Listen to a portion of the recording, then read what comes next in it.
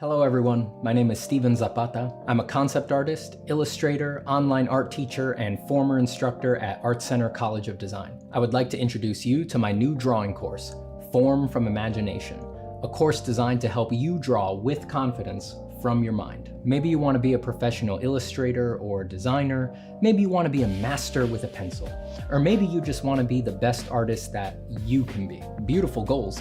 But it's not always clear how to improve the work that you do from imagination. Over the past 6 months, I've taken all of the little eurekas, tips, and essential exercises that gave me confidence drawing from my mind and compiled them into a sequential course. We start with the absolute foundations, covering the scientific nature of light and shadow, how to hatch, how to create flat tones, how to render spheres and cubes, and step by step, we move through combined shapes, complex shapes, organic shapes. We cover how to simplify extremely complex subjects like the head into basic shapes so that you can handle them more easily from your head. We look at how to understand and treat details. And by the end of these 14 chapters with over 50 video lessons, you'll be ready to do complex designs from your mind with fidelity and energy. And all the demos are done in pencil on paper, so you can do all of the assignments even if you don't have a fancy digital art setup. But I also have demos, instructions, and modifications to the assignments for those who do want to do them digitally. Here's how it works. Go to formfromimagination.com and sign up for the course. Download the assignment book and start watching the lectures. Do the assignments at your own pace. Take your time with them and use this self-study to develop your patience.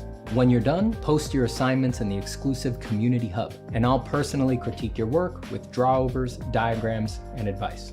I want you to know, this course is no joke just because it's online. It is challenging content, and it is more complete than it would be if I was teaching this class at an art college as I have before. If I was teaching this class in person at Art Center today, I would just play these videos in class, knowing full well that they're the most concise, focused, edited, step-by-step way to convey the material. So I'm serious when I say, this course isn't just a substitute for a college-level course, it's better than a college-level course. And you don't have to pay thousands of dollars per credit and wind up hundreds of thousands of dollars in debt. So thank you for checking out the course, thank you for watching this and for your support, and thank you for drawing and making your artwork. The world needs it. I'll see you soon.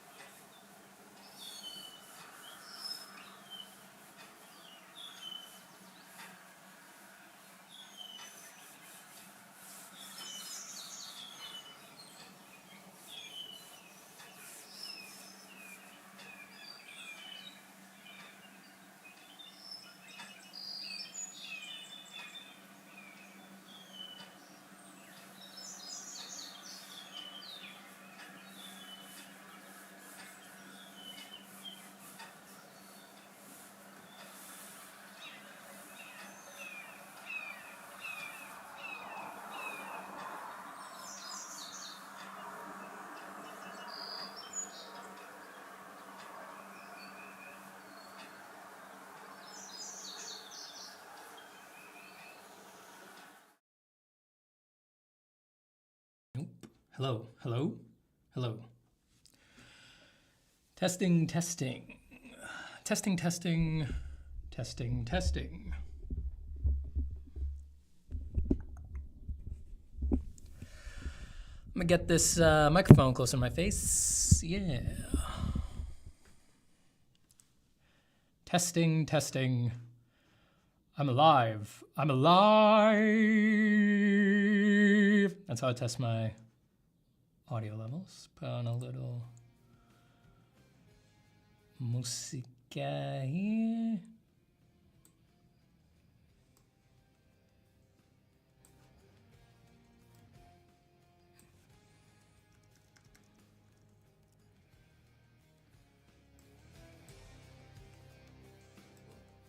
Just a little something for you guys to hear. Close this. And my dogs are barking naturally, right off the bat, as soon as I start. Hello to Johnson, Artman, Lena, Zakrzewska, Lack Aslam Hustle, Matej, Rafal, Mosin, Emma, Tet. Hello. I really can't. It's so hard to stream when I have my in-laws dog. I mean, she's right on cue. She don't know how to be quiet.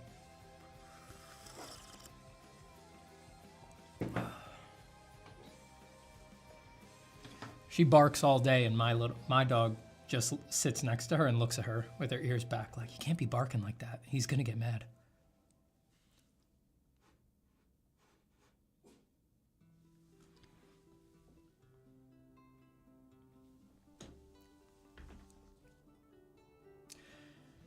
How do I sound? Am I loud enough? Voice loud enough? Music not too loud? Hope everything's okay. Sam Lamb says that Pure F board is hot. Oh, it's hot. Oh, it's hot and it's easy, baby. Mikolaj says, are Steven Zapata fans named Zapatistas? Well, it would be the obvious way to go, but the problem is that that is an established political and historical movement, and if people walk around calling themselves Zapatistas, well, there's a lot of places that could get them in a lot of trouble, so might want to be careful with that. How you feeling, Steven? I'm okay. I think I did have something for a couple days there, but I've shaken it now. Now I feel healthy. Had a lot to do last week. It was a stressful week last week. Johnson Artman says, Steven, I was wondering what you thought of illustration agents for someone without connections.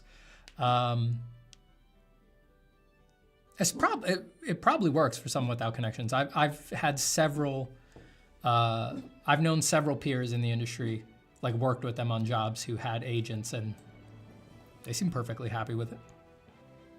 They were mostly, how many have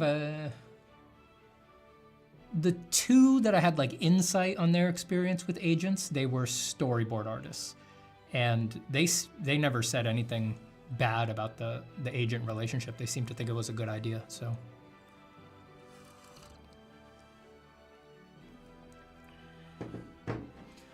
Hello, Boxer Wing. The hair is glorious today. The broccoli, sweet broccoli. The vitamin, what's the main vitamin in broccoli? Is it vitamin A, or broccoli? Is broccoli rich in vitamin A? Dog, come in here. It's okay. I need you to be quiet, all right? There's nothing over there. There's never anything over there.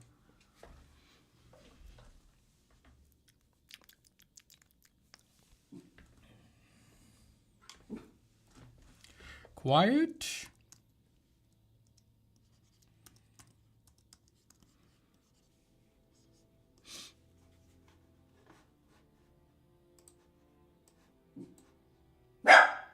Oh boy. Oh geez. Oh boy, oh. Let me quiet her down. Vitamin K, sweet vitamin K. Sorry, give me a second here. I'm gonna mute. I don't want you guys to hear me excoriating her. It'll break your heart.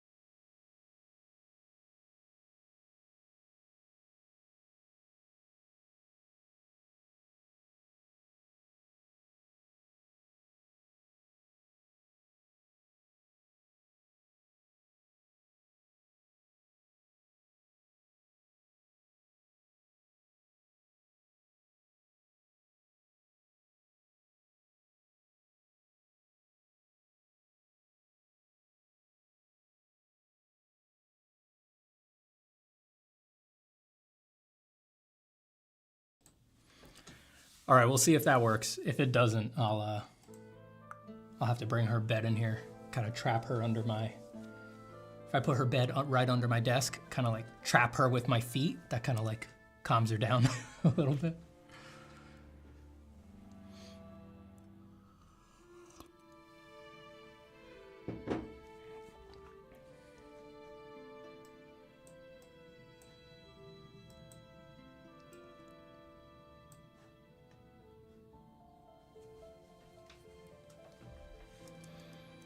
I saw someone earlier ask, what's the comic about? I will refrain from getting into that because we're still in the writing and figuring things out stage, and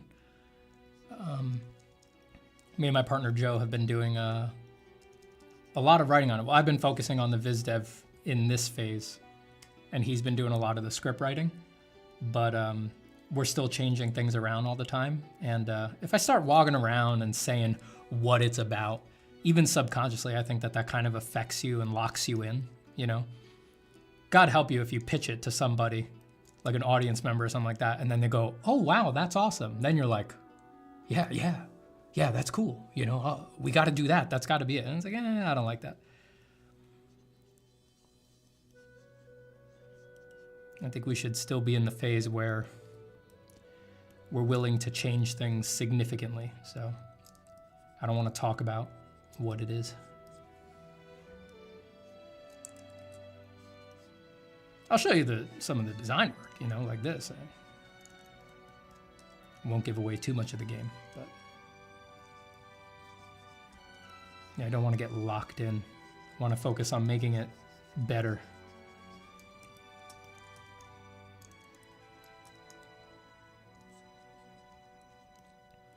To make things better in the big picture, I believe you need to feel the freedom to throw things out, cut things, change things in huge ways, things like that. We actually changed a huge thing on a call this morning, so I don't want to lose that freedom. Even though we're months into this thing, we're still making huge changes. And we'll say what this is. I need a crew for a ship. So you guys know I like to design and line up, sort of put designs next to each other. Did you see our banner means death? Yeah, I have it on the reference board here. Our flag means death, I think it's called, right? I'm not necessarily trying to, this is more like a mood board of faces. I'm not necessarily trying to hit these particular actors, but I just put it there to remind me.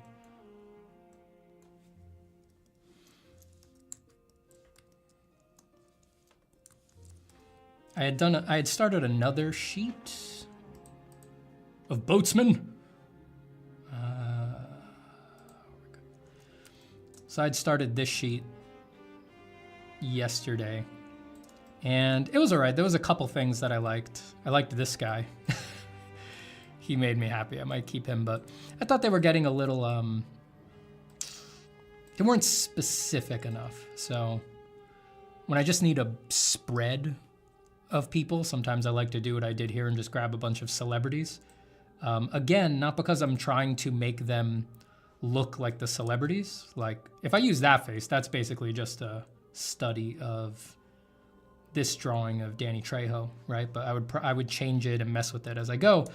But having the celebrities as a touchstone, you know, they're real people, so they all just have like, they're on a spectrum of differences, you know, different noses, foreheads, facial types, moods, things like that.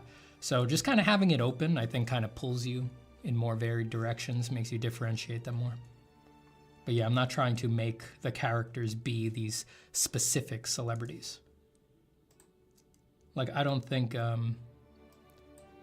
this one is based off of this photo of J.K. Simmons, but I think if you looked at just the drawing, I don't think you would ever, if I put that away, if you looked at just this drawing, I don't think you'd ever think like, oh, that's J.K. Simmons, you know, the beard makes him look very different. It's not exactly trying to get his likeness.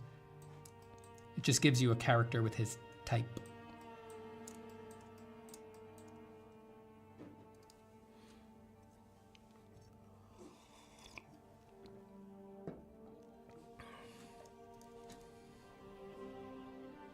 Are you planning on publishing it physically? I don't know.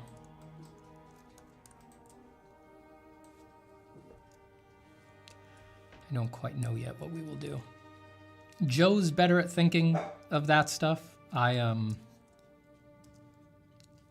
not a big logistics guy. I'm like, I don't want to, it's not that I'm not interested, it's just like my brain, I'm like, I don't want to sit here thinking about how I'm going to publish it when I'm like, is it any good? Is it a thing yet? Is anyone going to be interested in reading this or sort of consuming this? Like, those are my number one concerns. So I let Joe worry about it. Are we going to print it? Where are we going to publish it? How do you do that? What's that look like? He likes that stuff. His mind more naturally goes there. So I will let him, at least for now, I'll think of that. I'll start thinking about that stuff once I feel like, okay, now we got something here. Like, I think I need it to be the real thing. You guys know I talk on here all the time. Like, you got to make the thing, right? So that's my number one priority. I'm like, scripts, drawings. The rest of the plan is like, we're getting way ahead of ourselves. You got to make the art worth making first.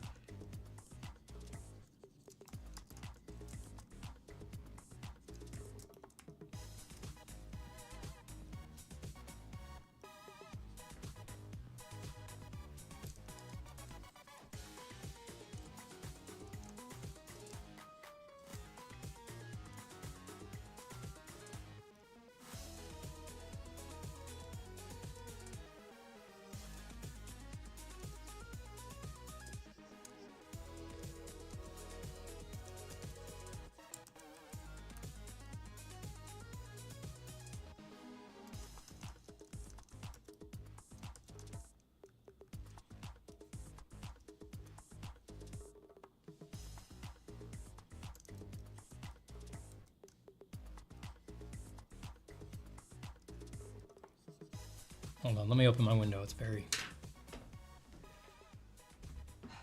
dark in here all of a sudden.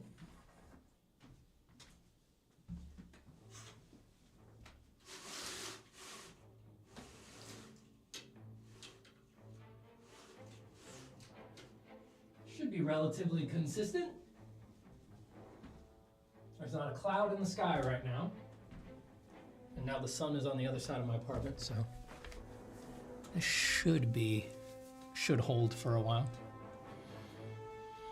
Tadej Copic says, what do you think about AI and can it replace artists? I have a lot of thoughts about AI. I have a video on my channel called The End of Art, an argument against image AIs, and that'll give you all my thoughts for sure.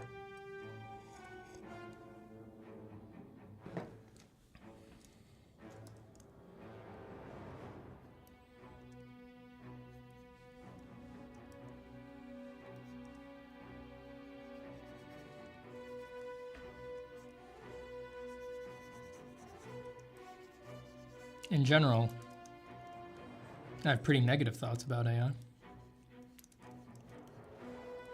I don't like them. I think it misses the point of art making, and the current ones are unethical, which is a euphemism for I am not a lawyer, but they sure look illegal to me.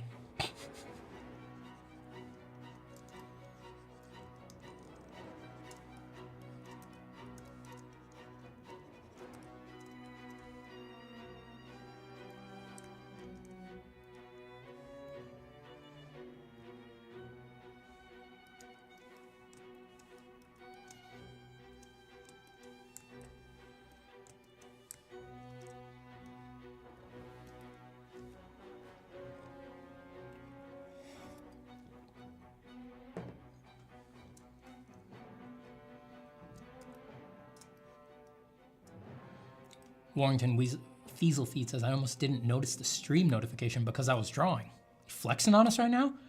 Oh, I'm Warrington. I spend all my time drawing, not like you guys. Why do you always talk like that?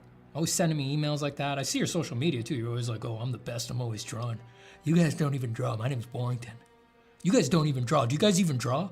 I don't even have time to post on the internet because I'm too busy drawing. I'm over here at my table. I'm over here at my sketchbook. I'm over here drawing. I'm writing my name on it. I'm signing things. Warrington, Warrington, Warrington. You guys, what are you guys doing? Nothing. Why do you do that, man? Why do you do that? You think that makes people feel better? I feel like that's kind of mean. I think you should stop it. I think you should stop it. Warrington Fieselfeet. Warrington Fieselfeet? Warrington Fieselfeet.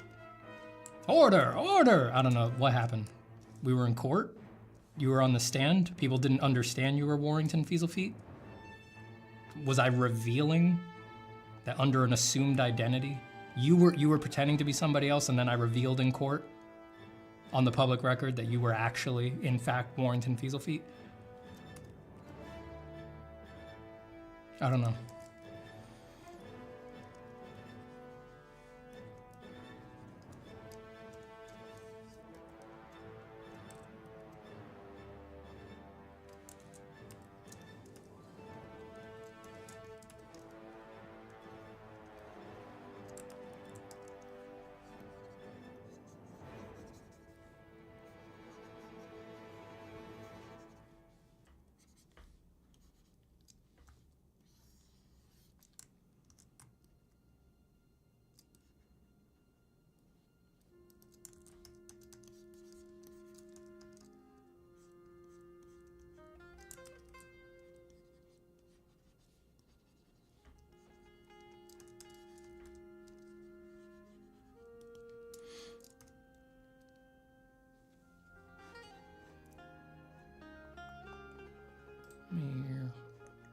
I want to pop out chat.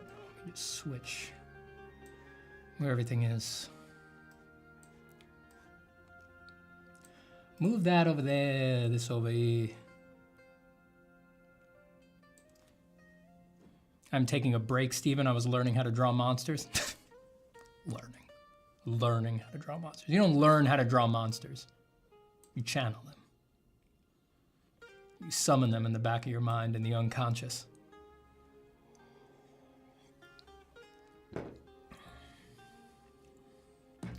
You let the unconscious do the rest.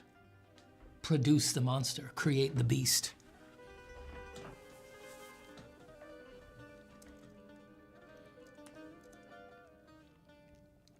What in the hell is up with that buff J.K. Simmons? What movie is that from? I think I read when I was doing the Google search that is from, he's like a ripped Santa Claus, some sort of Santa Claus movie.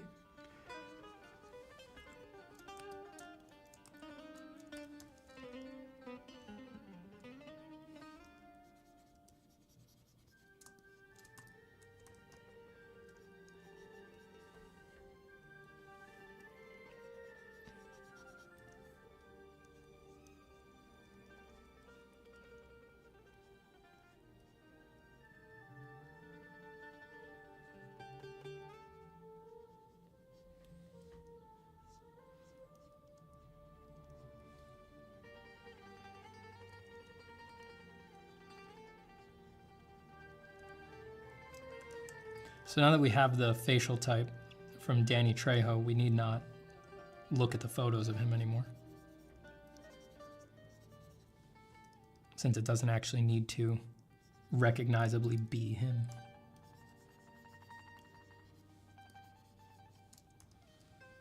It's just based on that facial structure.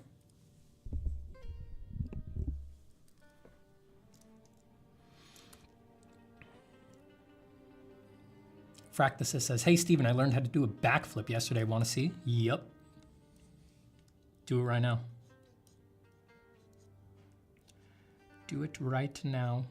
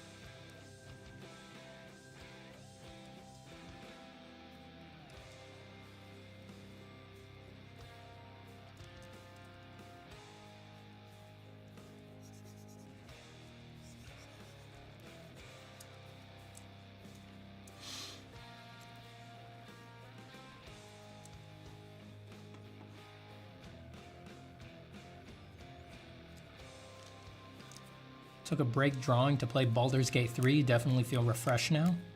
That break better be over. That break it better be over. If I'm not playing Baldur's Gate 3, no one's allowed to.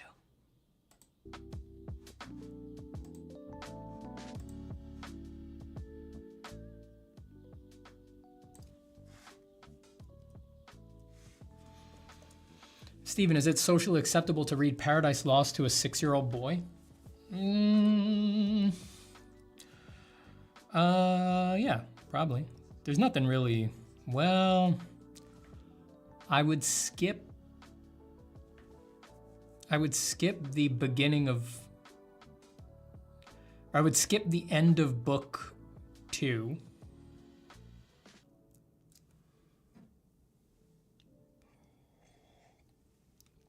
I would skip the end of book 2,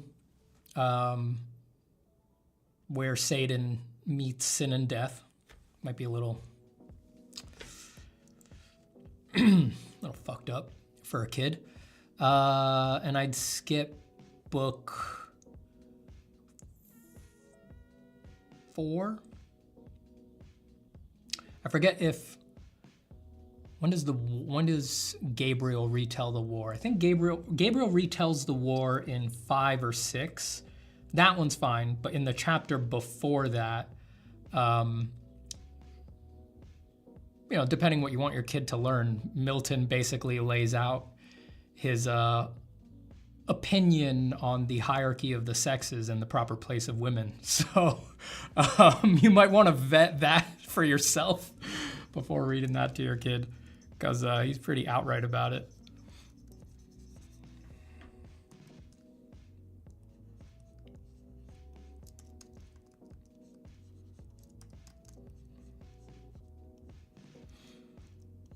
Might just want to check before regurgitating those hundreds-year-old thoughts to your kid. Besides that, I think everything's okay.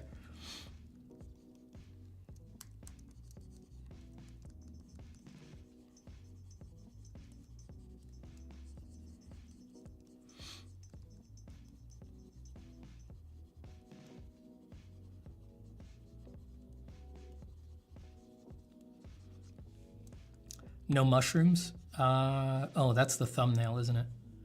Sorry, the trouble with doing thumbnails for a drawing stream is unless you've already done the drawing, it's almost guaranteed the thumbnail is not what you're drawing in the moment. Unless you're working on a picture that takes a long time. But I might go back to this. I have this on the docket. Oh, fuck, it's low res. I was gonna put some colors over this. But let's start with the sailors, because I want to do the sailors for a bit. So we might come back to this later. I'm gonna have to resend myself the photo though. I sent myself the low res version. Like an idiot. Like the fool that I am.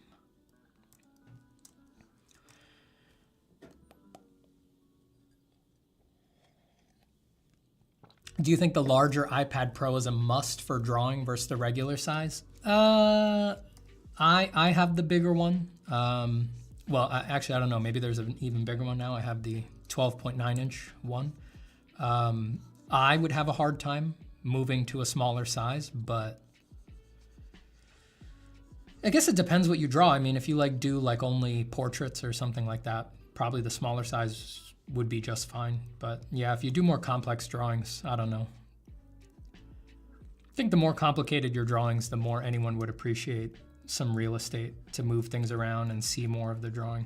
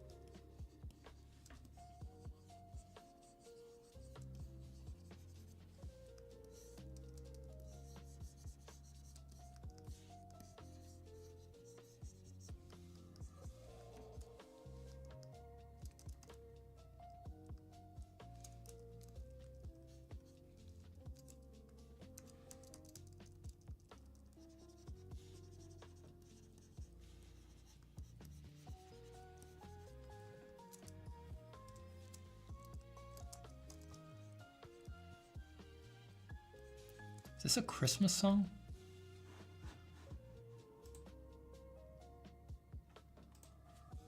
I guess not. Reference app name, this is PureRef over on the left.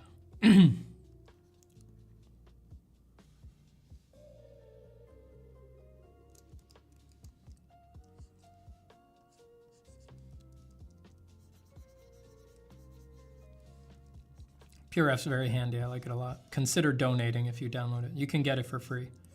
Just pay what you want.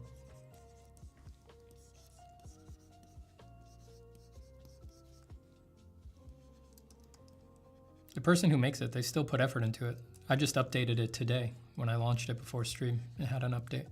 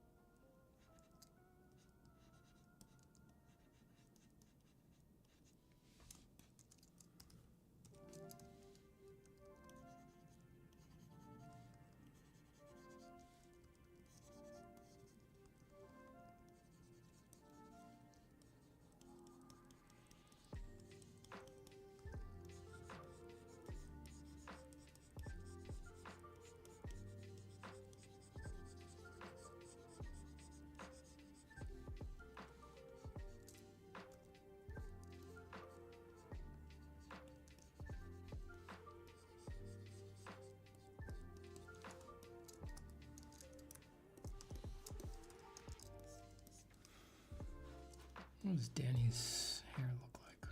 Oh yeah, it is completely slicked back.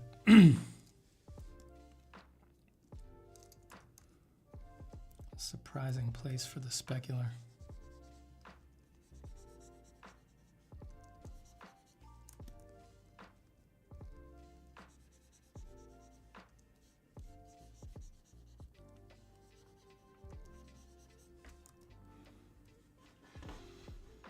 Let's get that out of our way again, because I don't want to just wind up doing exactly his face.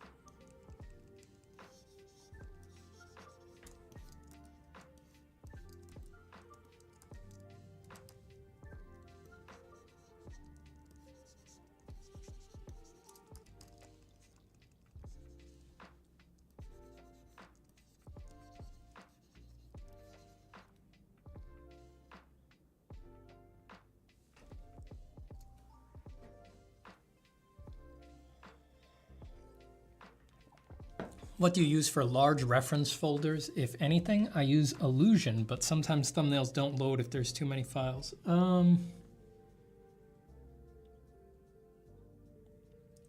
don't use anything. I was just trying to think if I have used anything in the past.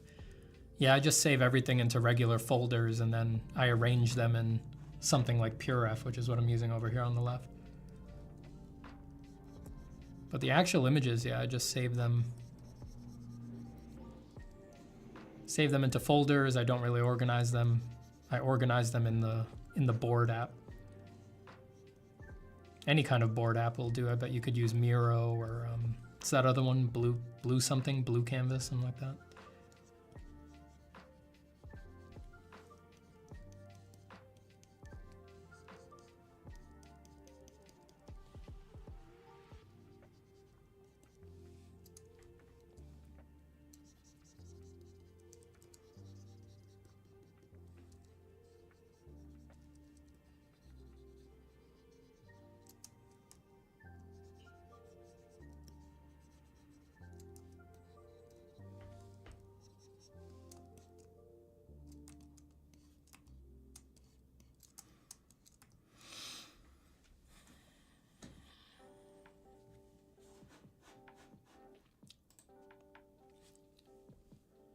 You ever have the art you like making misalign with the art you like to look at? E.g., I hate drawing line art and prefer tonal drawings, but I love viewing pen and ink work. Yeah, happens to a lot of people.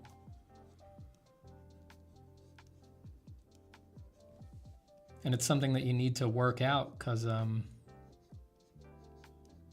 if you don't work it out, you'll waste a lot of time doing a lot of art that you're not actually interested in making.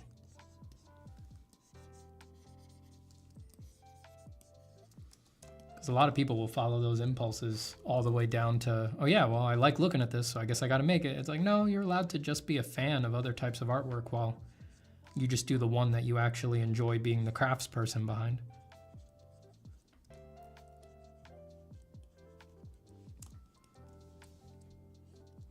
I have that problem a lot, I feel like.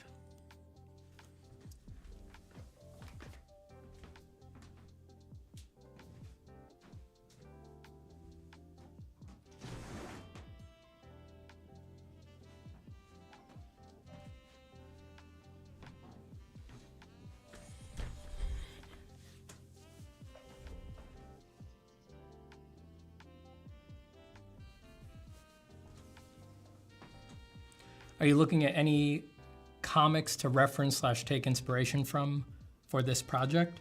We've looked at a bunch, but being in the design and writing phase so far, I don't think, at least for me, I don't really have a hard, like, this is our main inspiration yet.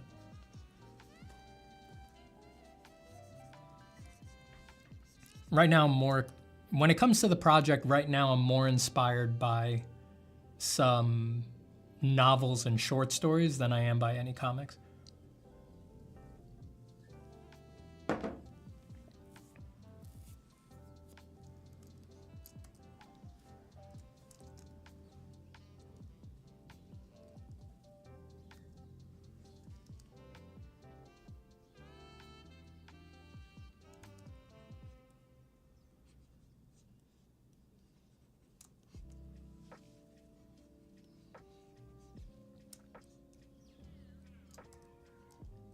Dino Blaster.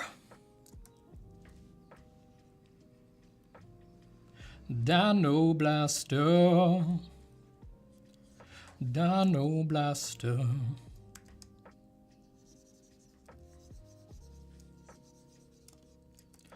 Dino Blaster. Oh yeah.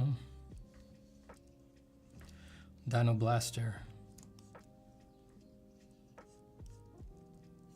With the reference to the legendary Red Diamond Man, whose lore is well known on this channel, and whose power is well known across the universe and across the cosmos.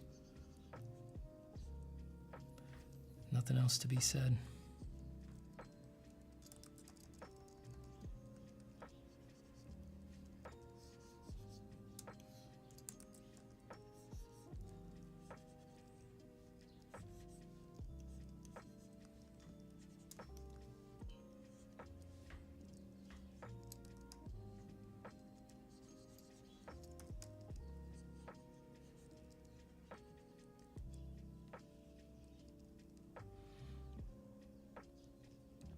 Can someone please tell me, am I banned / censored? Don't look like it. Why? Did you say something? Last few streams, I feel like nobody sees my messages, and I'm pretty sure I never said anything insulting to deserve a ban. Yeah, don't know what you're talking about. Maybe you're just not saying things that are interesting enough, you know? Maybe you gotta say some more interesting things. Really force people to pay attention to you. Salacious, wild things. I'm just kidding, that would get you banned. Don't do that. That's my job.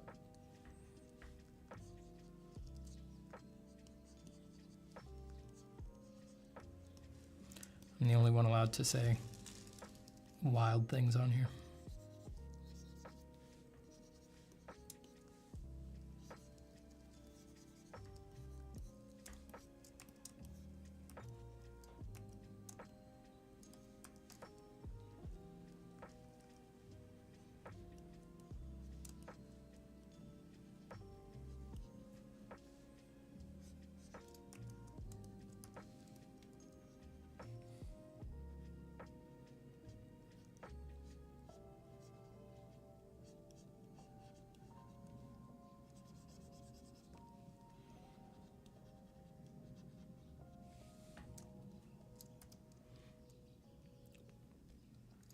What would you recommend to students who can't seem to figure out what niche to pick for their first art job, and also what style to move towards?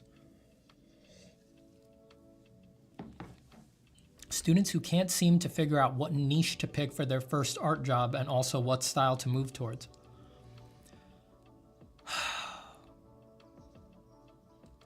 It might be unsatisfying, but I really think, unfortunately, this is the most honest way to address that problem. You've got to ask them, like, why'd you go to art school? Like, for real, why'd you go?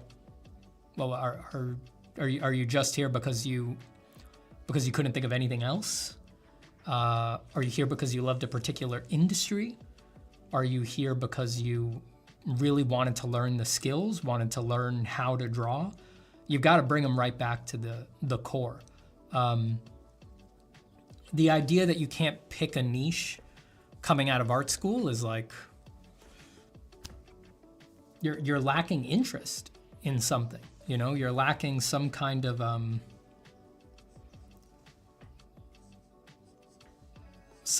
focused push towards a particular thing, and that might be indicative that you maybe need to think about a bigger change overall or something like that.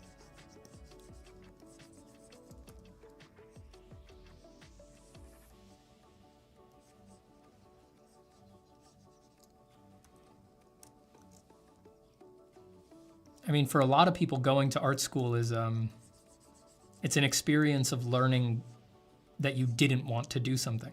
You need to have an honest conversation about maybe that being what's going on. You know, before you went to art school, you probably had very little experience doing any of the things that you did in art school, doing designs, pitching projects, things like that. Now you have experience. Are they actually what you liked? Is it actually what you want to do?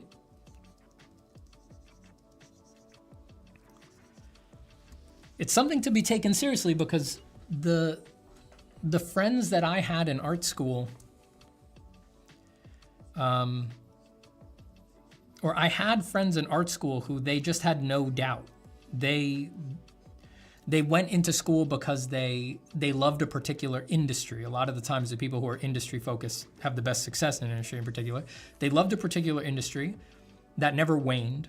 Going to art school showed them that they liked that industry as much as they thought, and they just barreled right in to that industry when they were done. And they're doing great. And for a lot of people, like I said, going to art school really showed them that that industry wasn't what they thought it was, and that they didn't want to do it. And instead of sort of waffling about, they should probably sooner rather than later commit to a big rethink.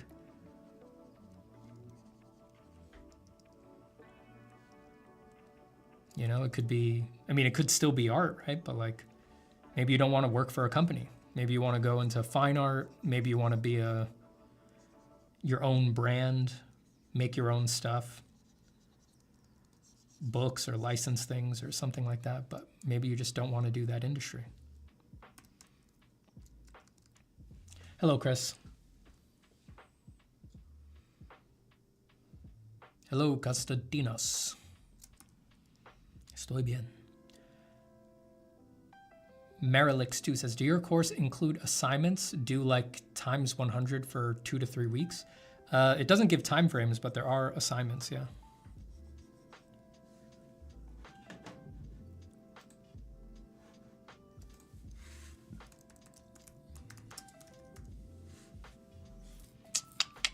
Oh, do I not have it here? Let me open it up. My library.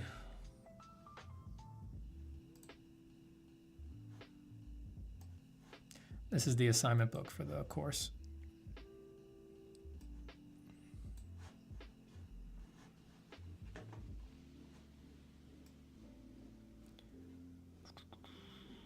Little explanation. There's videos for all of these. So it gives you the assignment, things to keep in mind, some adaptations for digital in there. Takes you through the whole course.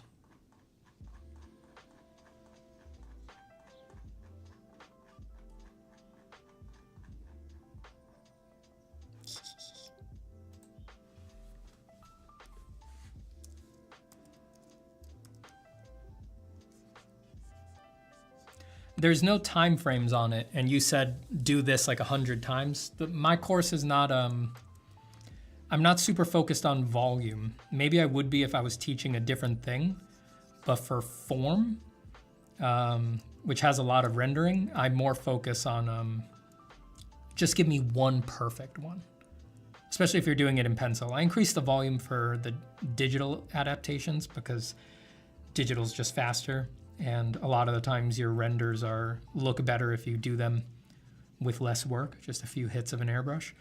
But for the pencil especially, I'm like, I don't want to see 100. I want to see one that is your best one. So it's not a lot about volume.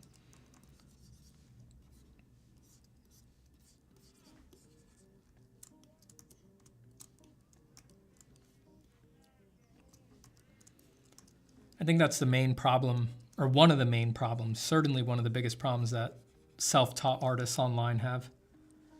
They spend a lot of time doing high volume, mediocre stuff a million times, so then what do they practice? How to draw mediocre. And because they don't have anybody pushing them or giving them the structure for it, they very rarely ever do their best, so they never build the habit of doing their best. I've suffered with that for a long time, so I'm not saying it to be mean or anything. It's like, I identify that as a problem because I went through it, still struggle with it, and I can see a lot of my friends and peers and all that going through it.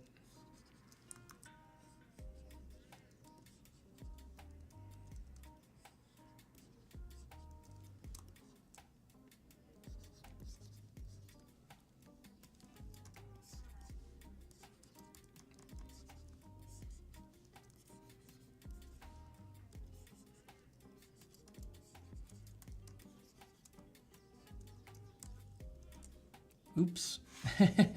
Sorry, everybody.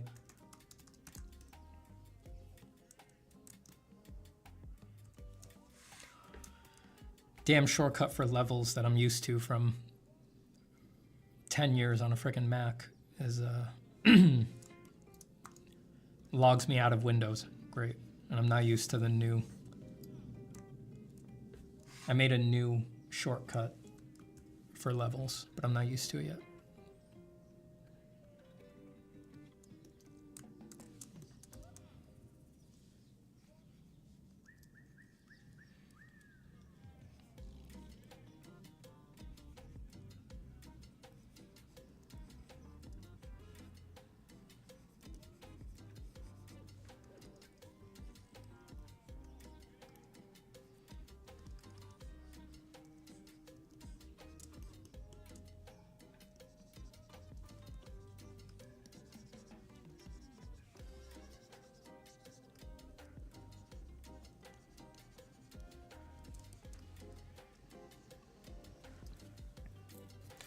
Hola desde Uruguay. Hello, Patty. Hola desde New York.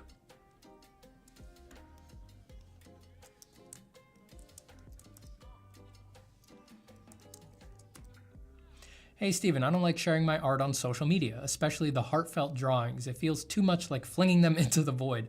I still want to share even for few. Do you have advice? Just share it. Just share it. That's what I would say. I mean, it's like, what do you want from social media, right? I mean, I think especially at this point, I think there's a lot of desires somebody might want for their practice, you know, what they would like their practice to feel like.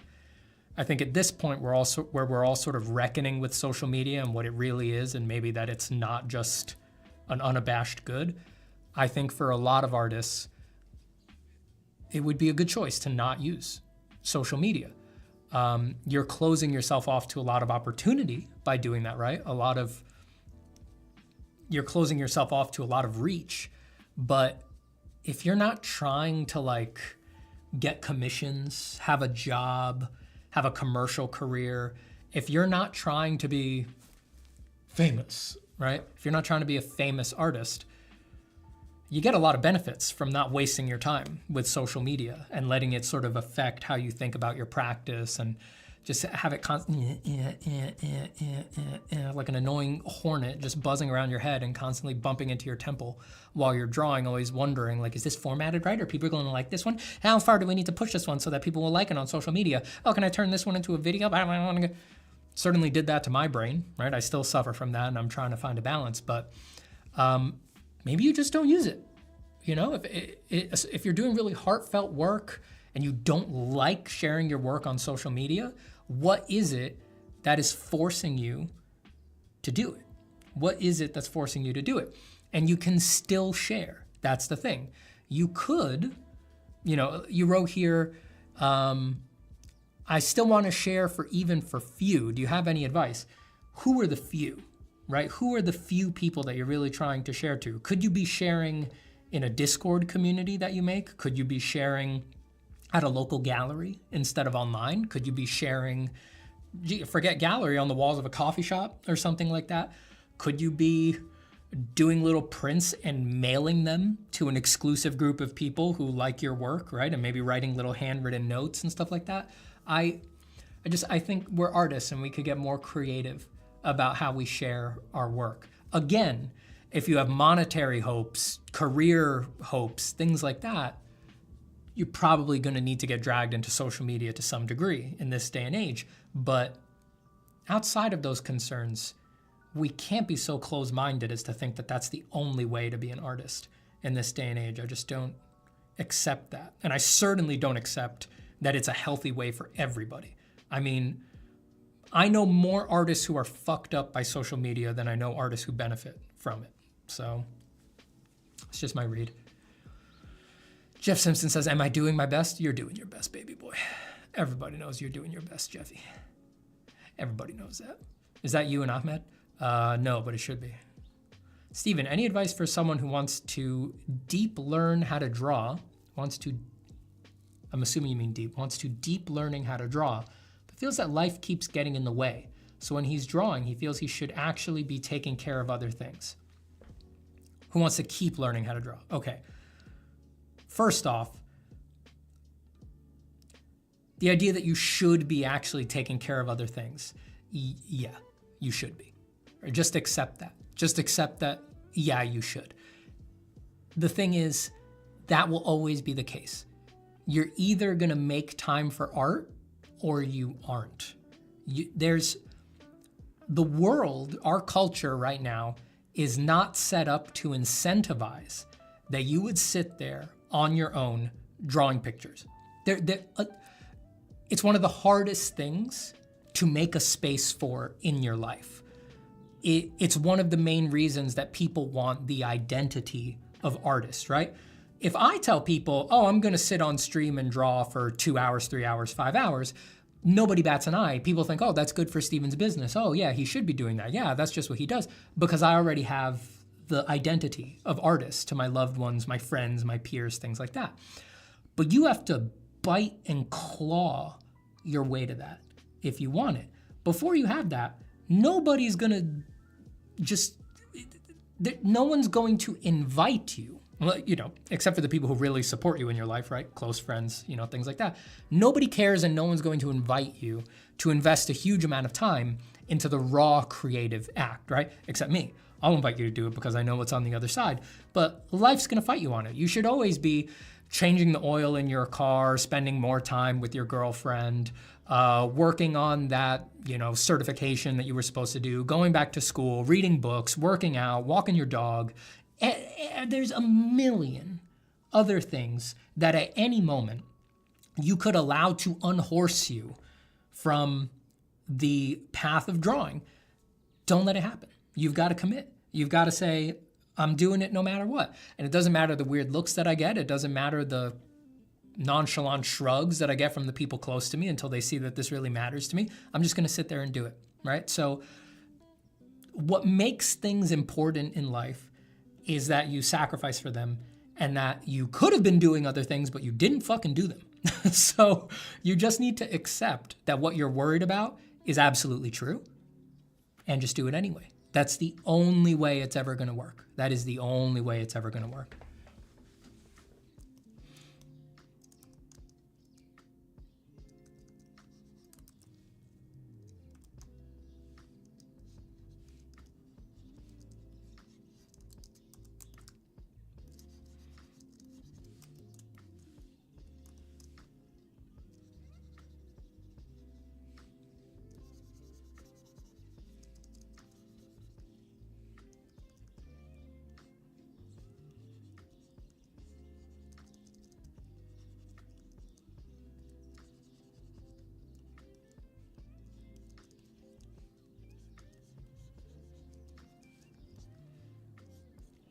my lo-fi really turned into elevator music.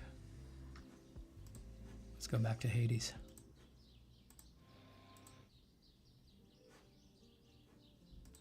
BG3. Bujthra.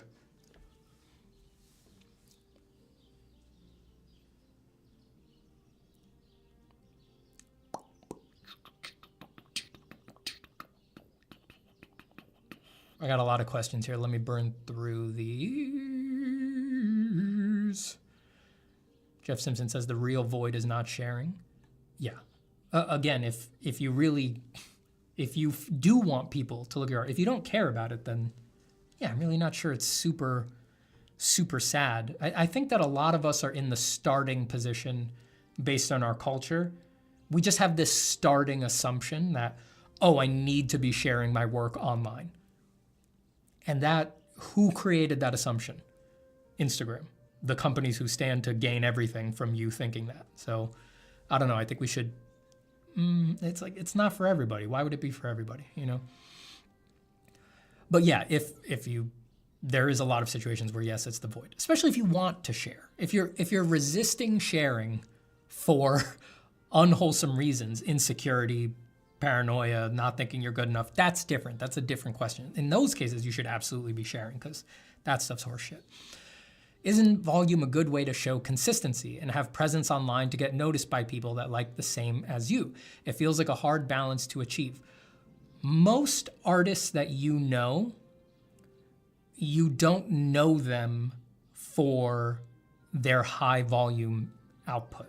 Your favorite artists, like your top 10, you know for their high volume because you follow them, because you love their work, you already love it, you want to see everything, right? But if you expand it to all of the artists you know, beyond the top 10, you do not know most of the artists that you like from their high volume. You know most of the artists that you like for 2 to 3 incredible pieces that they worked their hardest on. Almost universally, that is what gets you jobs, that is what spreads your work, that is what brings people into liking your work. That is the case for almost every single artist.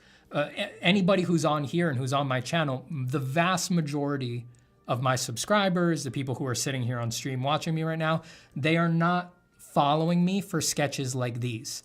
Once they're already fans, you know, they like seeing sketches like this, they're interested in the process, but almost all of you, everyone who's sitting here, found me through one of maybe 5 pencil drawings that I spent 100 hours on.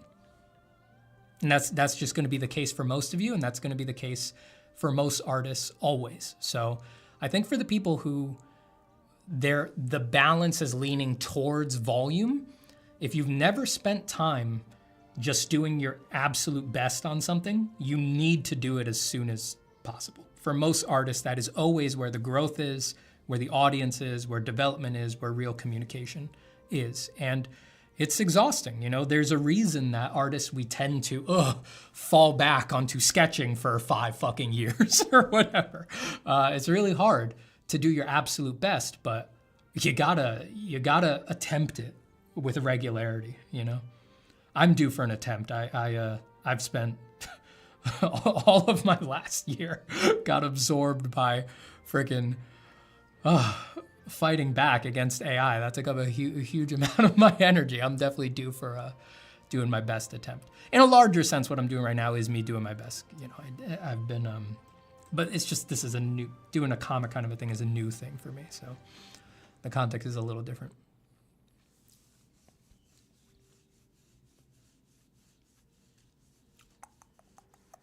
How behind am I here?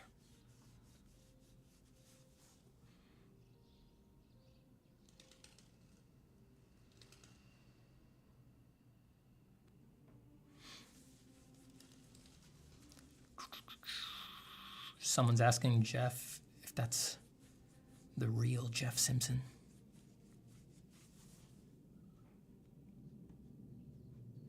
Jeff's not spooky at all, Jeff says.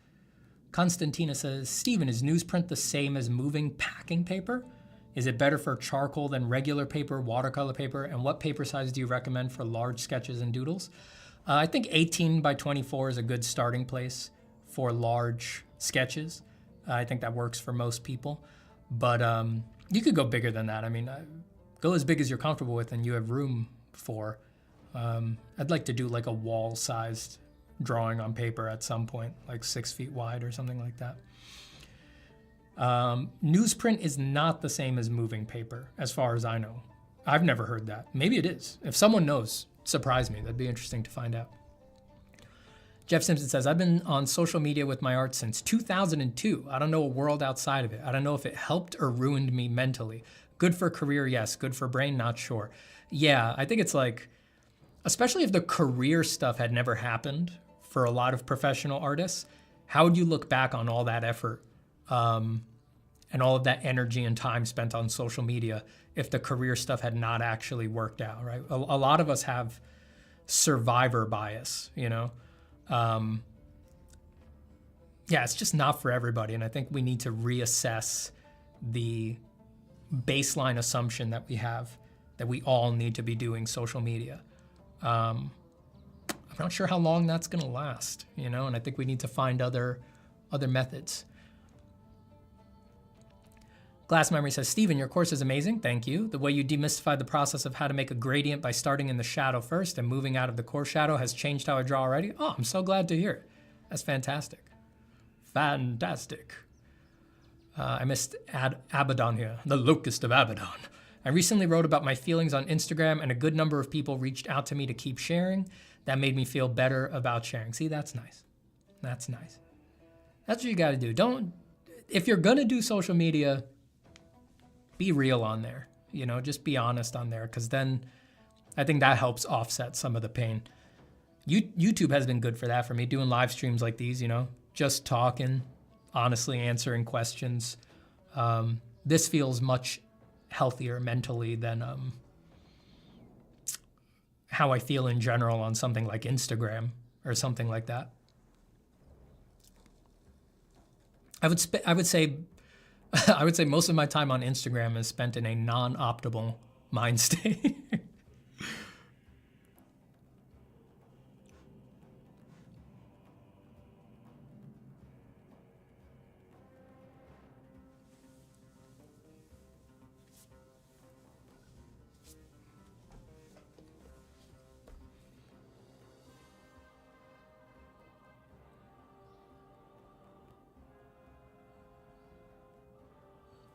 What do you think a student who never went to art school should do to pick a niche when they are just inspired to draw everything? Well, so if it's outside of art school, never went to art school, pick a niche when they're just inspired to draw everything. There's nothing wrong with going through a period where you're just sort of voraciously absorbing as much as you can. But almost nobody just stays generally interested in everything they could draw forever. That's not really what happens with most artists. Well, there's some exceptions, but most artists narrow, they focus. They do eventually find something that captures their imagination more than everything else tends to. That doesn't mean they stop drawing everything else, but they have a definitive focus. And you don't need to force it. It can just come naturally.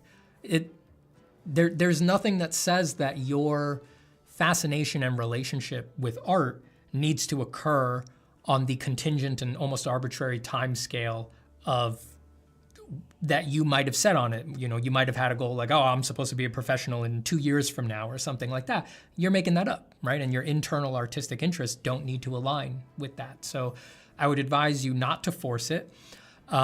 If I could take a pill that would make me super excited to draw absolutely everything again, like I felt maybe 10 years ago, something like that, I would take that pill. So I would enjoy it while you have it. And just know that if you actually indulge that and spend a few years trying to draw everything that you possibly can, you will eventually find something that just stands out more than anything else. There's nothing wrong with that.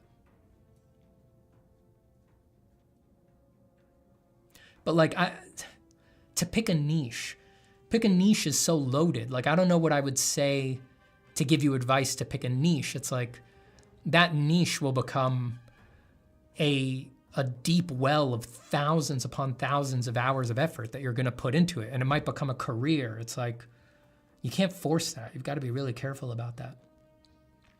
Hello, Sarah.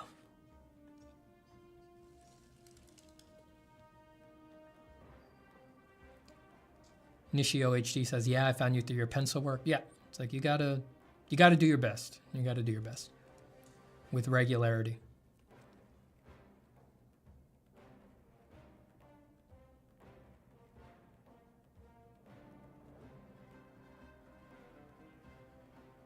How do I get over the tyranny of the blank page? I need to start this big complex piece that isn't a study for the first time in ages, and I'm floundering.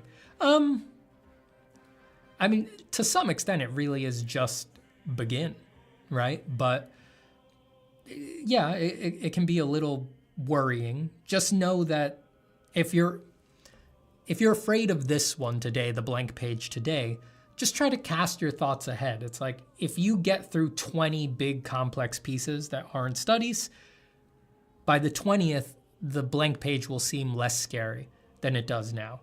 So trust that that's gonna happen, and just the only way out is through. That's the only way things are gonna get better. So do the pieces. You know, if you're really just like totally resistant, you might just need to do a little bit more planning, you know, do a couple more studies, really. I'm not a big hard planner, so I sometimes forget to give this kind of advice. I'm a soft planner, but if you know your temperament and what you like artistically, and you know that you need a plan to feel comfortable going through with a piece, you might need to spend more time doing that, doing thumbnails, doing study drawings for the individual elements in the creative piece, maybe doing a color thumbnail. Some people, apparently, when they reach a critical mass with those things, it makes them comfortable beginning the piece finally. For me, it always makes me bored. It makes me not want to make the piece. It feels like I've seen it finished 5 times before I start it, and I'm like, I don't want to fucking do this anymore. Jeff says, it's true I haven't done something I spent more than a few days on in years outside of work, but if I find myself needing work, I certainly would. Yeah, the incentives, incentives help. So yeah, someone like you who has a professional career, the need for work will always push you to do really good stuff to get attention again. But for people who don't have the career yet, I think it's important that they understand it too, that they need to build the habit of doing that big, heavy, super involved effort, because how else are they going to get attention, right? They don't have the momentum of already being known as being skillful and having their name out there and things like that. So even for people who are early on, I highly recommend you got to finish stuff, and you got to get really involved with pieces. Don't just go for volume. You've got to think about it. If you did a piece a month, that's 12 pieces a year, and that's a portfolio. 12 pieces is like, that would be, it's not a ton, but 12 great pieces sitting on a website is a portfolio that's hireable. But the trick is, most people can't do 12 pieces they're proud of in a year, even if they give themselves a month for each. It's much harder than it sounds. Most people, even very skilled, focused professionals, most professionals cannot turn over a portfolio in a year. It's very, very difficult. So take those timelines seriously and do good work. Focus in and do longer, involved pieces. It's very important. Miko Laj says, Steven, but those attempts rarely meet my expectations, and that makes me sad. But that's fine, right? They're not meeting your expectations because you don't do them. You need to practice the actual pieces. You need to practice the actual pieces.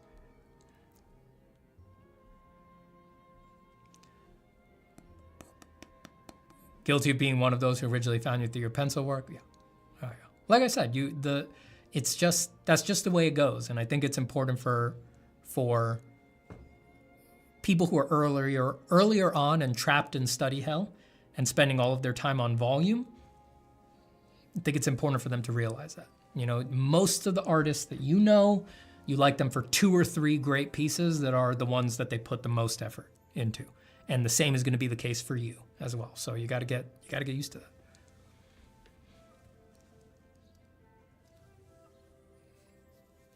I found you years ago when Ahmed had you on a live stream. You seemed like a crazed up hobo, so I naturally was instantly intrigued. Yeah.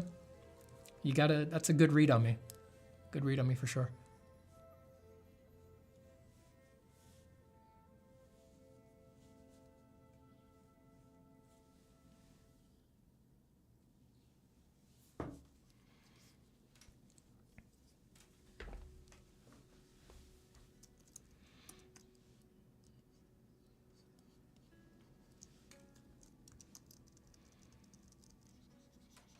Steven, I want to pet that dog. Can I pet that dog?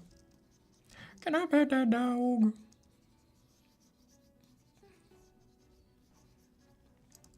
Man, I saw one of those where it was laid over a little girl wanting to, she was like heading towards a bear. That one was hysterical. Like there's some bear sniffing around her porch and she's walking right up to it, or like walking over to the railing on the porch to pet it, and her mom pulls her away and you're like, can I pet that dog? And the little girl's just like, what the face she makes is perfect. She's like, what? Come on, let go of me. I'm in the middle of something. Can't you see I gotta pet that dog?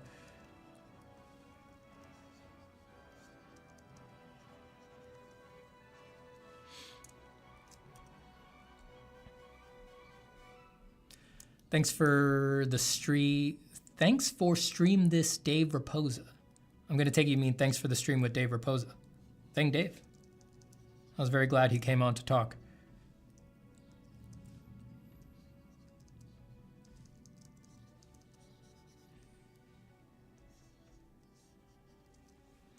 I needed the info.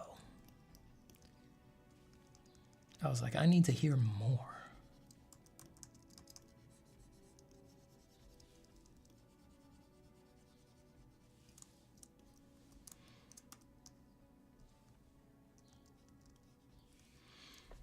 I didn't find you through any drawings. I found you through the AI video. Yeah, stuff like that. But that's another one of those things, right? I mean, my AI video is higher effort and more focused than the vast majority of the stuff on my channel. Right? It took me like the people who were watching the streams when I was working on it, they'll remember. It took me like a month to write it. I was saying on stream for a long time, like I'm working on it, I'm working on the stream every day. I'm working on the script every day. And then I had to do the drawing to go with it. It was a lot of work.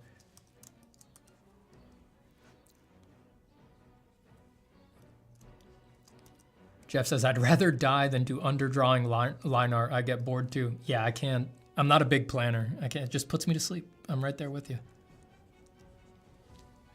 If I plan, I need to specifically plan so that I know certain parts of the picture will surprise me, you know?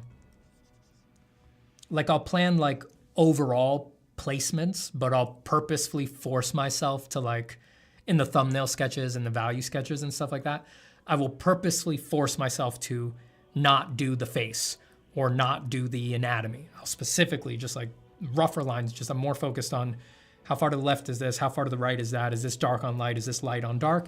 And I'll force myself to stop there because I know if I see something really good, like the face or some really interesting piece of anatomy too early, if I work it up too much too early, I'm off it. I'll just be like, well, I already know what the picture is. And then I won't have the energy to follow through on it. I need to make sure that some of the most exciting stuff in the picture happens for the first time on the final surface. That's how I've learned to gamify my attention.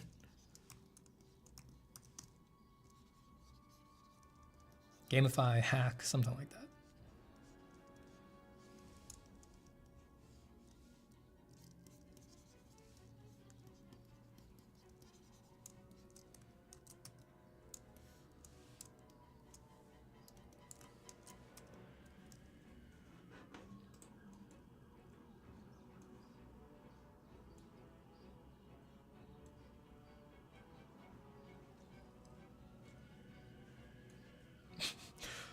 Walton Goggins has a huge forehead. Holy crap.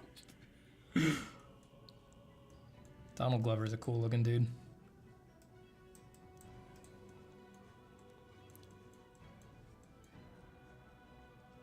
Mark Strong, classic.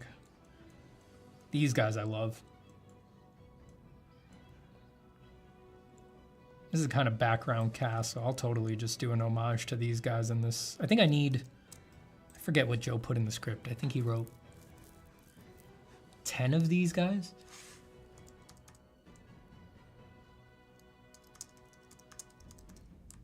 Let me check.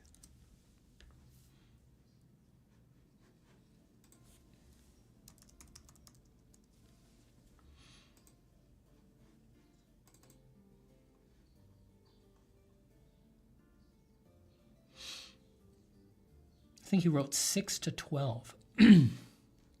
So I could totally fit an homage to the guys from Pirates in there. I had no idea their names were Pintle and Ragetti. Did they ever even say that in the movie? Maybe they said that, I just thought that was some sort of insult I had never heard before.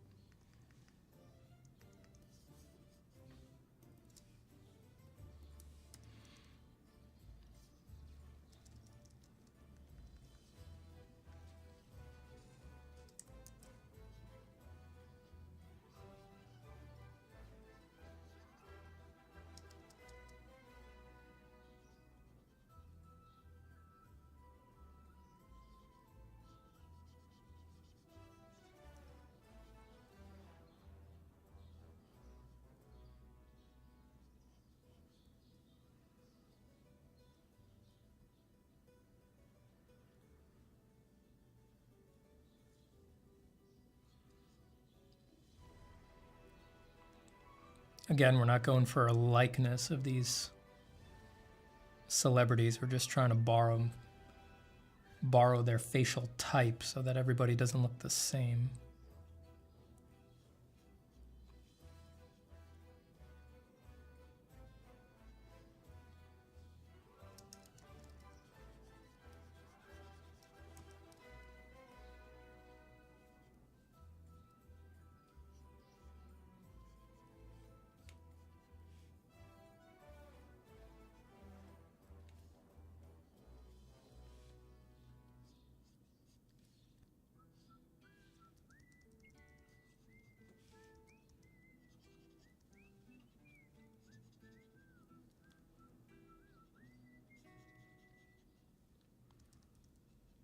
We can work with the facial hair because they will probably all have facial hair for most of the project.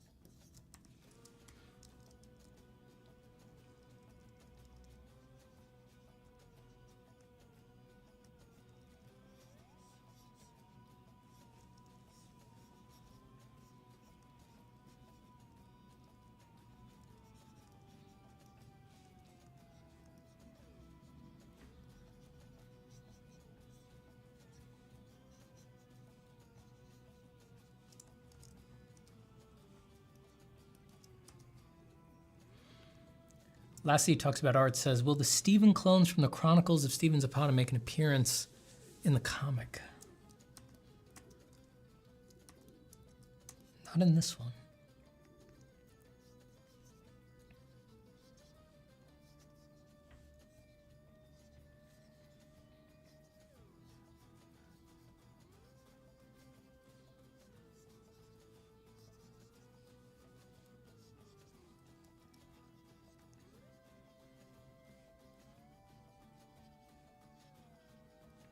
But I'm not done with them yet. Can rest assured of that.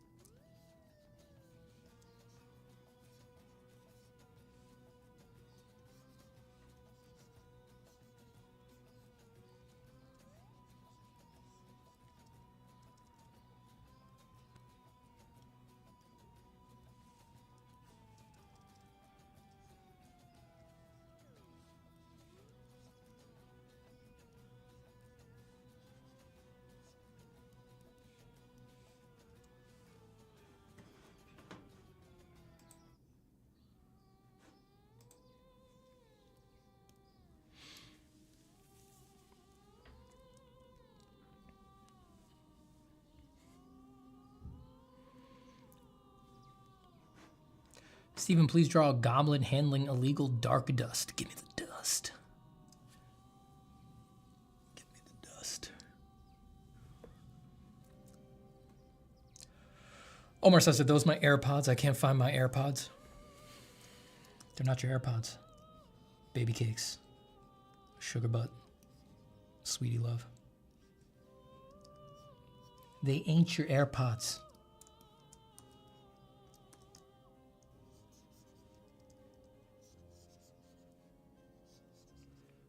AirPods.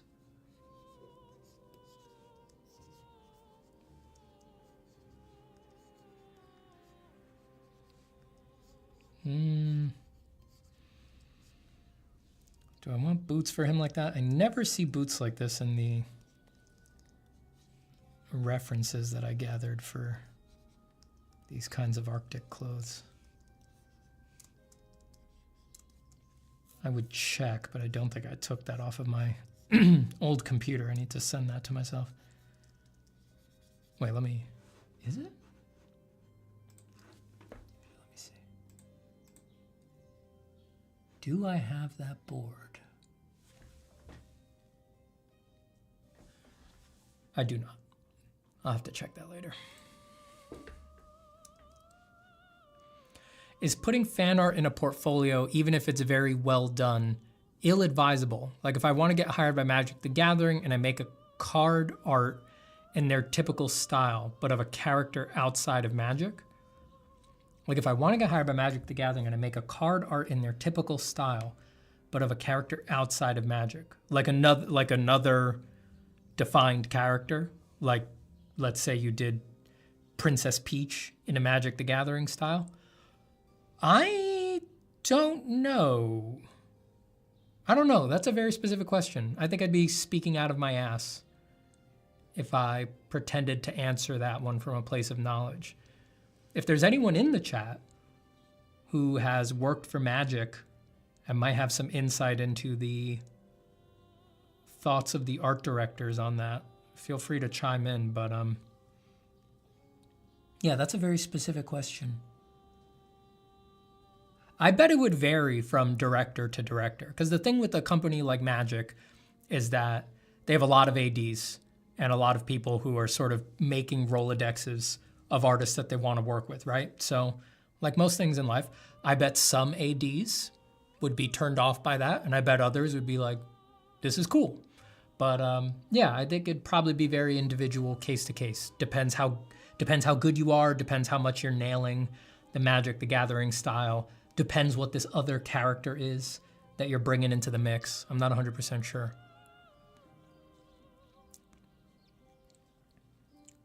Hey, Steven, is there a way to get faster at drawing? It sometimes takes me a month to finish a single piece. Any tips or exercises? I was actually going to say one of the best ways is to spend a long time on drawing, so you're actually on the right track. The benefits that you can get from just obsessively sketching, I mean, you can get that in 2 depressed months at some point in your life, no problem. But one of the things that really holds people back from moving quickly is they haven't spent enough time finishing things, so they don't actually know their entire process. When you finish things regularly, you spend a lot of mileage hours in the end of your process, and that makes you intimately aware of what you actually need to do up front early in the drawing to get to your final result. And that makes you faster. So yeah, I think you're fine. Keep going. I like this new Coolers update. It's nice to have your own live Steven in the corner. I know I made a good deal with Coolers here. I said, you just patch me right into their Photoshops. You give me Coolers for free. It's a value add. You know, I get the plugin for free. You get a Steven Zapata live stream getting streamed out to everybody's Photoshop directly. Huge value add. Hey, Steven Zapata, art question. If you were forced to quit illustration, what medium would you jump into? Like animation, manga, comics, photography, sculpting, etc. Just quit illustration specifically? The rest of art is up for grabs? I'd probably do comics. Probably comics. Sculpting's open though. I think if I couldn't draw, like if for some reason an evil genie made it so I wasn't allowed to draw, I'd sculpt. I think I'd have to get used to it, but I feel like a lot of what I'm trying to do when I'm drawing is very similar to what I would be trying to do when sculpting, trying to create and design form. So I'd probably jump to sculpting there. But if it was just illustration, yeah, I'd probably just do comics. I mean, I feel like you could illustrate as much as you want actually while doing comics, so. Hello, Larone. Happy to have you here.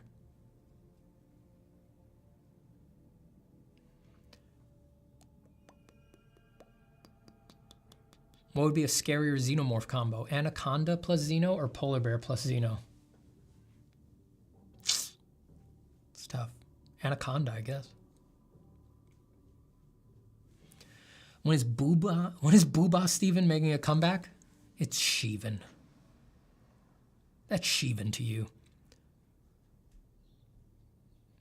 Is this project about polar explorers uncovering ancient secrets and love in deep frozen deserts of the Arctic? Discovering love out on the ice, freezing my ass off with you. Though we are dying, though the night is endless, at least we have our love.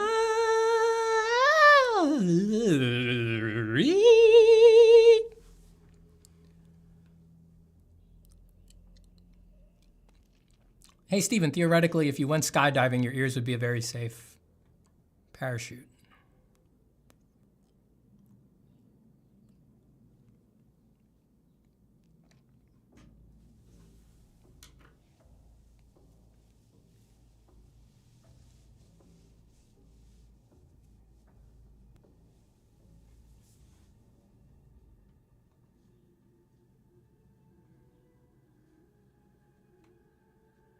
Donald Glover is looking stylish. He always is.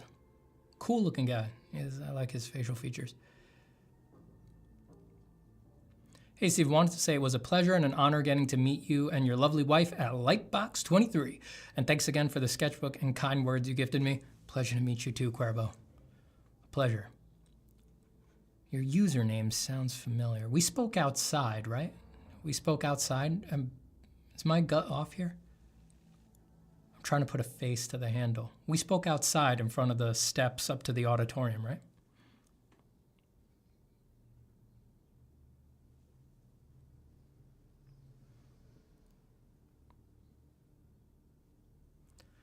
What would you be doing if you never became an artist? You know, people ask that question all the time. I have no idea how to answer it. I don't. The counterfactual for me there is like I can't parse it.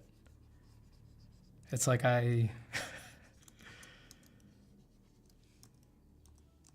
don't know. You're just asking me if you were a completely different person. Who would you be? If you were just utterly unlike yourself, what do you think you'd be like? It's like, I don't fucking know.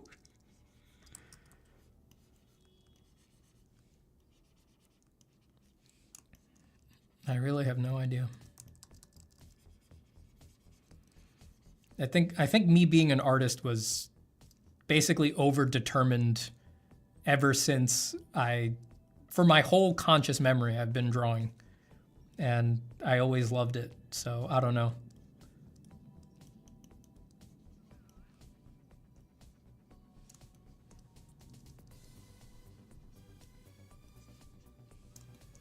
It's like the closest thing I ever had to having an alternative was before I committed to pursuing art, there was a bit there where I thought I would be a scientist, but even that is like, I did think that for a while, but I consider that a total lark because the second that I learned what that actually looks like, I immediately cut it out. Like it took 5 minutes of actual information about what a scientist's life is like from a scientist, and I didn't even think about it. I was like, oh, I'm not doing that.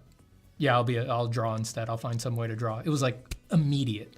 I wanted to be a scientist while I only knew the fantasy of being a scientist. And at the age of about, I was probably 16 or 17, 5 minutes of speaking with an actual scientist. It was over, and I never looked back on it, and I didn't care. It was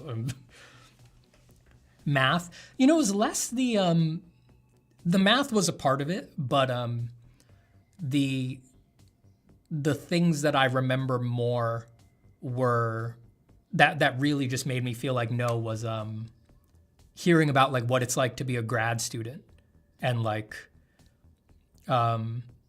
grant writing and having people tell you what you're going to research and advisors, and then, you know, you're most likely you're going to wind up becoming a teacher and doing that forever and, you know, doing research and things like that. And it was like, I just thought cosmologists got to do physics and stuff like that. And then when I learned the bureaucracy about it, I was immediately done. I was like, nope, not at all. No way. Which was, you know, obviously ignorant of me to think that, but I had just never investigated it. And then once I did, I was done. So even that, I don't consider, it wasn't ever a serious alternative to being an artist. So yeah, I really have no idea what I would have done if I wasn't an artist. I don't know how to track that counterfactual.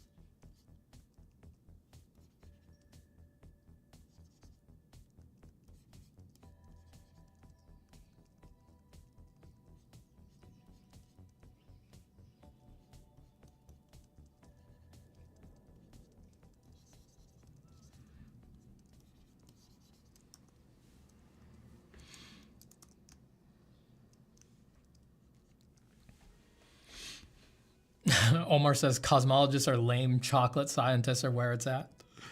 Yeah, Omar says that because he's a chocolate scientist. He's tooting his own horn there. Look at your nose. Whoa.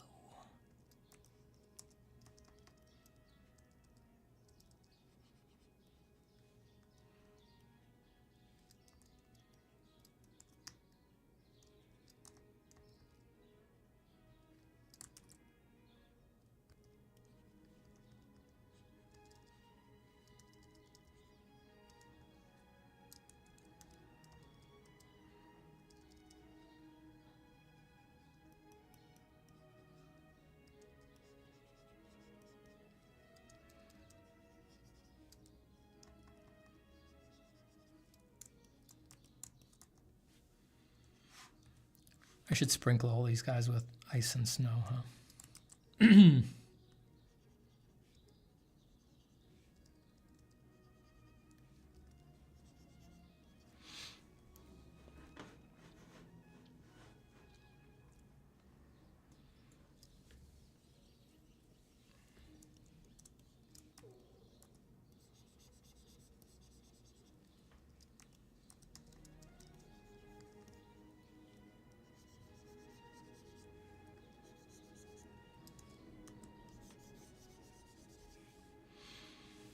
Being a researcher and being an artist are a lot more similar than you would think, says Games by Mark Wolf. The difference is just paperwork and regulations. Publishing and academia are the same. I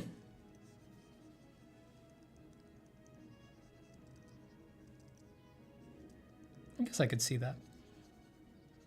If only the scientists that I spoke to back then could have enumerated that for me. Or elucidated that for me. I'm sure I would have made an incredible scientist. Had I ever practiced, I should have been a true proficient.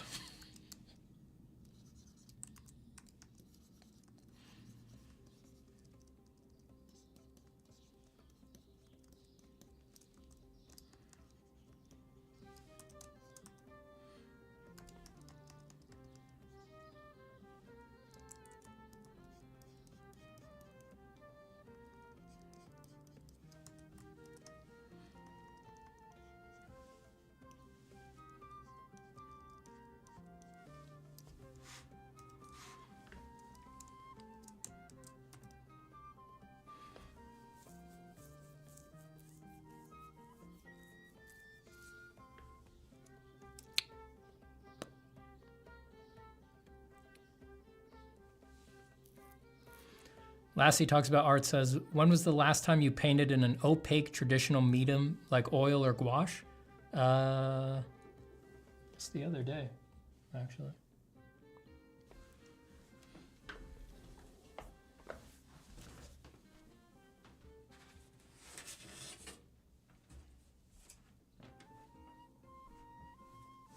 I was poking at this thing. Well, you guys can't see it, but most of it is watercolor, but the face is gouache. I can't show that.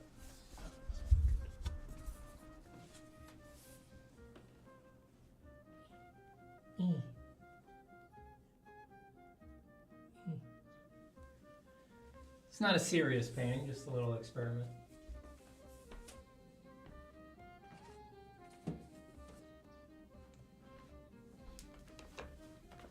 I just wanted to mess up one of my pencil drawings.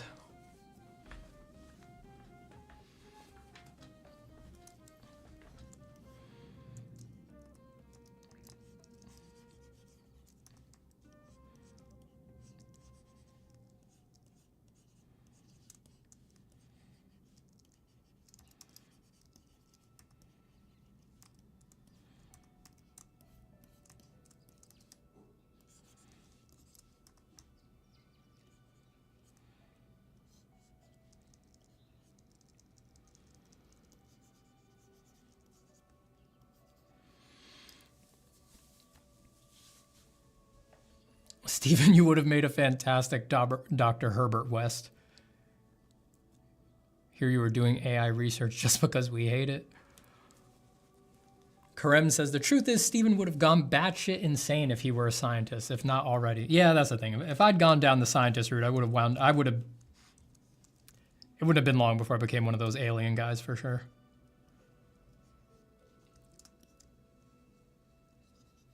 I would have like briefly built up my credibility and then right away squandered it on trashy alien documentaries,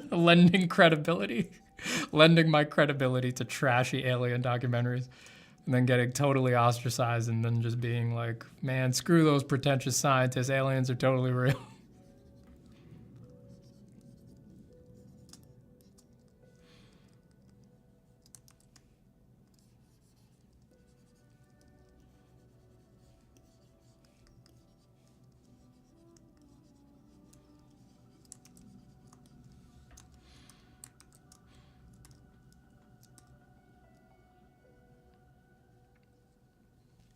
Autumn Rose says, the movie I just watched is inspiring me to totally switch gears in my practice again after I just did it. Should I listen, Stephen? Not if you were in the middle of a project. I don't know. I mean, it's just natural. That's what artists do.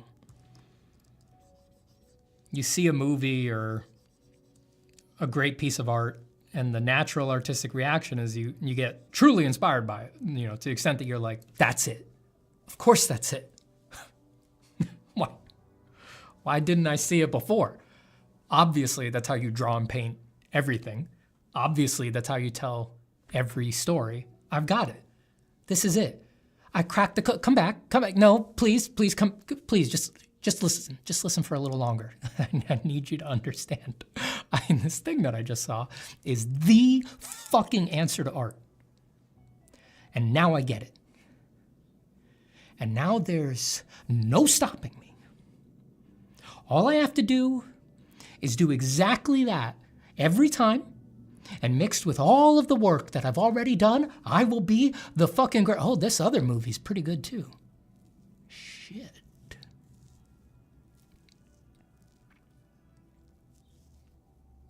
Oh, shit.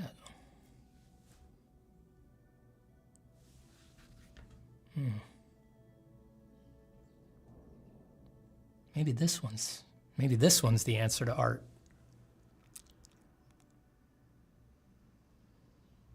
Crap.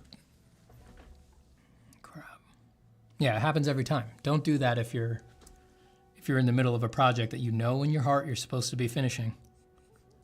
But it's hard. It is hard.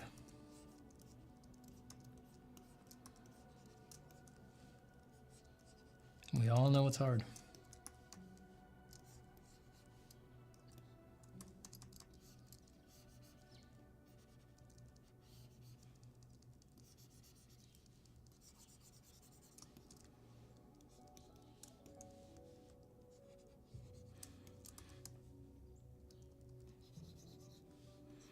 Just remember, that movie that you loved, they didn't get distracted from it while they were working on it.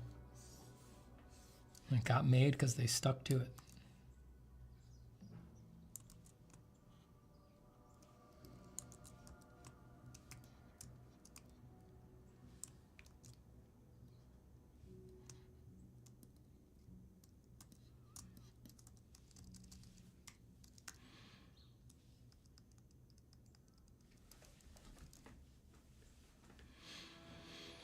Totally unrelated, Stephen, but what are your thoughts on Monty Python and the Quest for the Holy Grail? I've never seen it, actually. I mean, I know the famous bits, but I've never actually sat and watched it. Actually, is that true?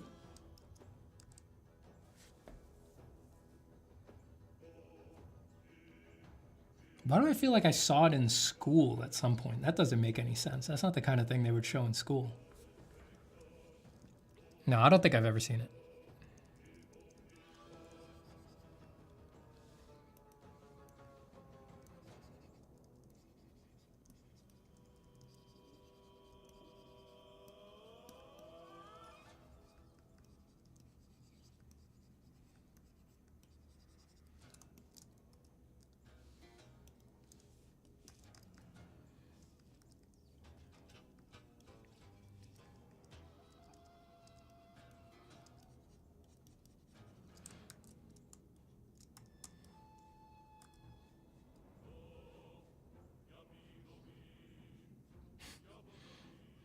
I had that exact reaction to Disco Elysium and Alan Wake 2. Makes me want to model my life to make the exact same video game. Yeah, that's the thing. Good night, Emma. That's just what it is, you know, to be an artist. You've got to remember that being an artist, you are going to have you'll have a tendency to have a greater, more outsized reaction to art than someone who isn't an artist, right? I mean, to some extent, that's why you had an awakening where you realized you were an artist or that you wanted to do that and things like that. So that's a great thing, but it's also gonna, you gotta check those emotions when they come up in a way that's maladaptive. You know, if it's keeping you from getting done the things you want to get done, you've got to put that in check to some degree. Which is, you know, it's not like that's not a little sad, but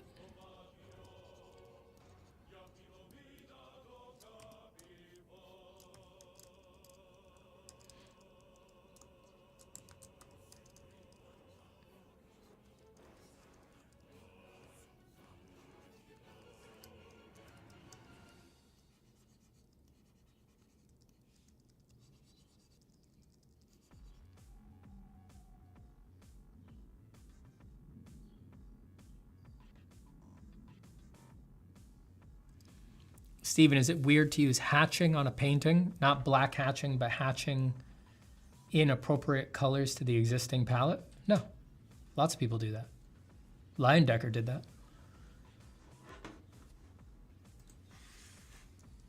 A lot of the Impressionists did that.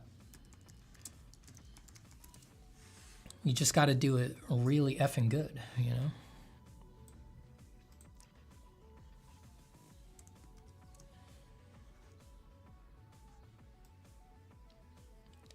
Ooh, you got to do it really effing good.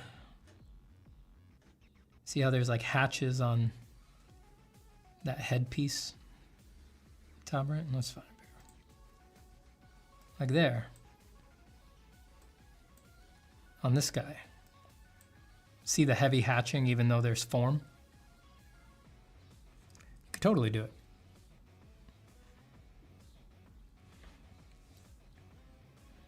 Guy on the right's like, ooh. I went pretty fast, didn't I? And the guy on the left's like, yeah, you did. I was timing it on my little watch that you can't see. Here's your towel, by the way. You big hunk of meat. Who's this? Is this like his manager? His coach? I think it's a robe.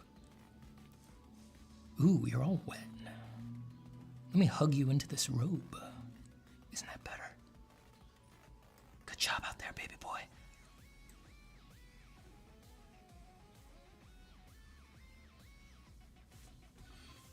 That's how you analyze art, by the way. That's a critical reading of that Leyendecker painting.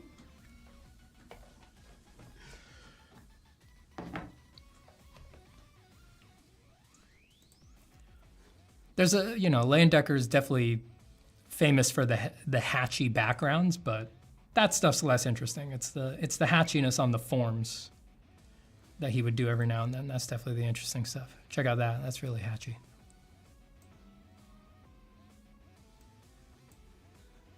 A lot of hatching there.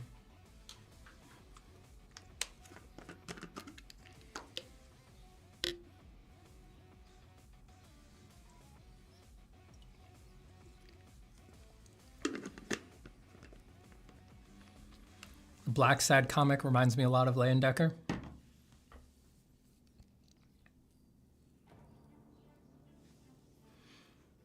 I forget his what's the artist's name on Black Sad? Guajerno or something? Something with a G, right? I forget now.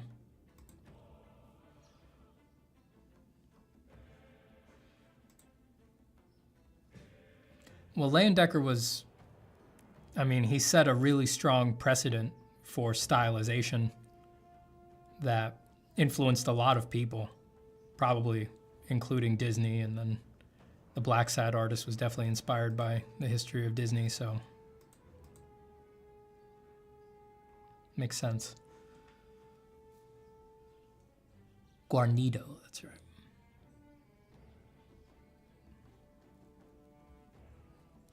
Sancia says, well, it's likely true given his preferences. What are you implying? What are you implying? What are you implying? I don't like that kind of talk. I do not like that kind of talk.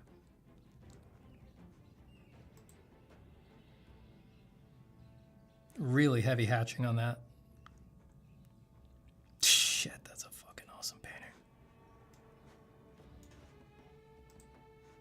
Fuck, man.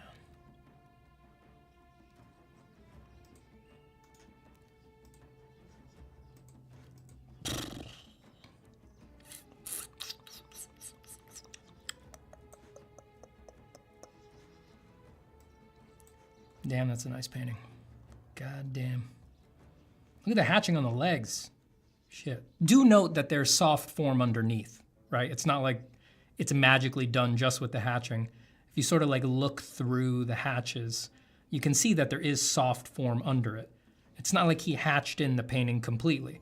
Like right here, you can see that there is some soft blending to create the structure and the solidity, but he definitely excited the surface at various stages, it looks like. It doesn't look like it was just an effect at the end. Looks like he was probably doing it all throughout the process, but the hatching really goes a long way. But when it's married nicely with the form, that makes it look really good.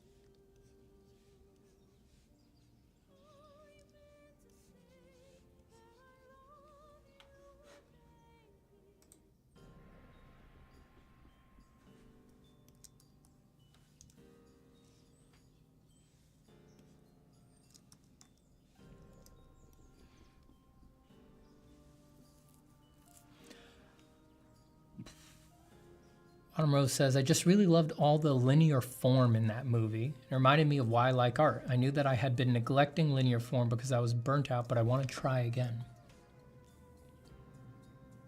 What was the movie?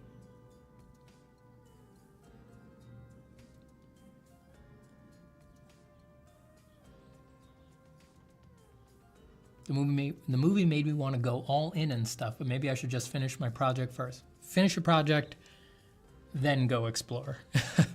Whatever it was that movie made you want to explore. In general, always, when it comes to changing your practice and abandoning everything that you're already working on, which artists love to do, give it time. Just give it a breather. Wait a week, you know?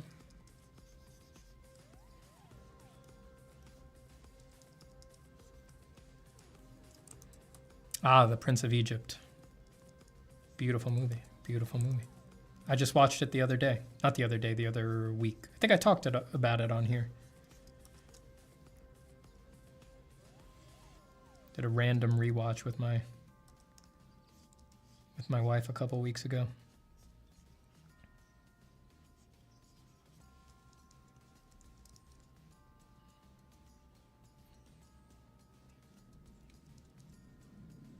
That is an awesome movie.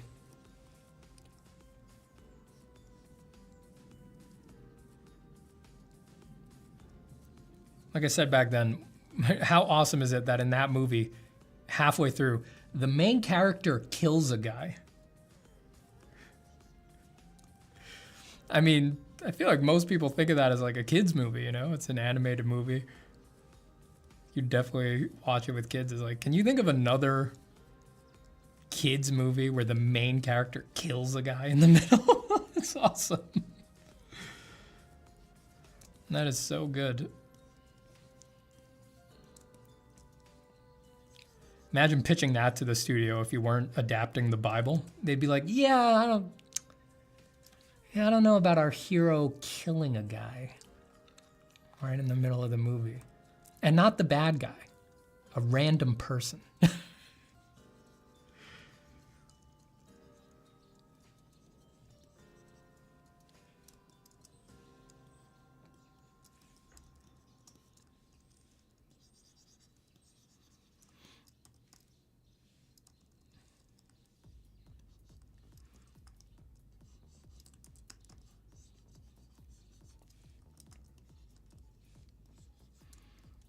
Mulan does that? Shit, is that true? It's been too long since I've seen Mulan. Who does Mulan kill in the middle of the movie?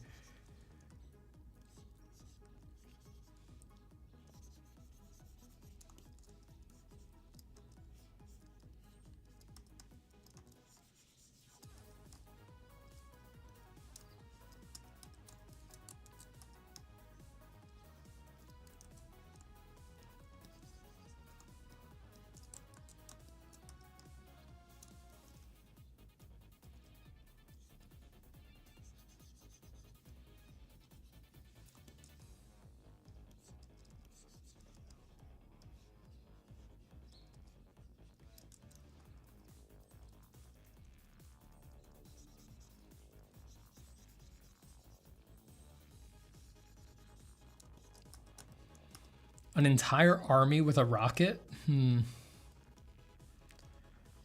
That's true. She does go to war, huh?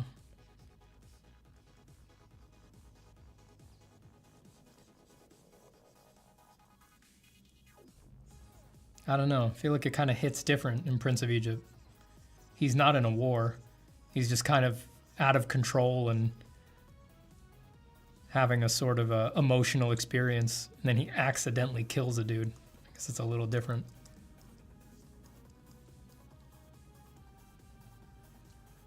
Neo does that in The Matrix too when he and Trinity... Oh, no, I mean, if we leave animated movies that are ostensibly for kids, certainly. I mean, there's tons of heroes who kill people, and once we just enter regular movie realm, it's common.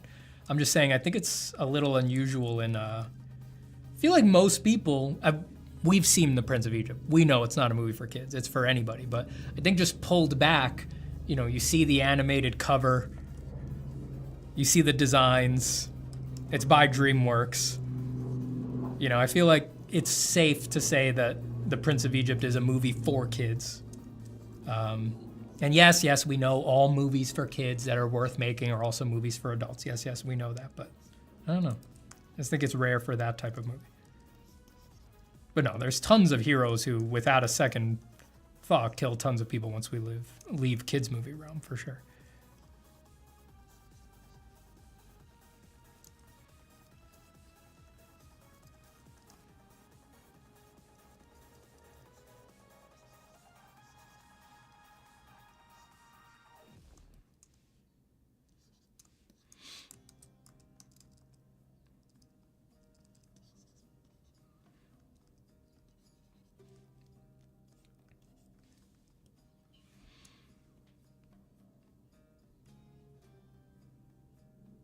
How much should I study from reference if drawing from imagination is my end goal? At what point can I mostly work from imagination? I think you can mostly work from imagination from the beginning. I just think that you should make some considerable time to work from reference to learn what you need to from the real world. But you can certainly spend most of your time working from imagination right off the bat. 60% of your time, 70% of your time, no problem. Just actually do the split. Actually do both and you'll be fine. Be patient with yourself.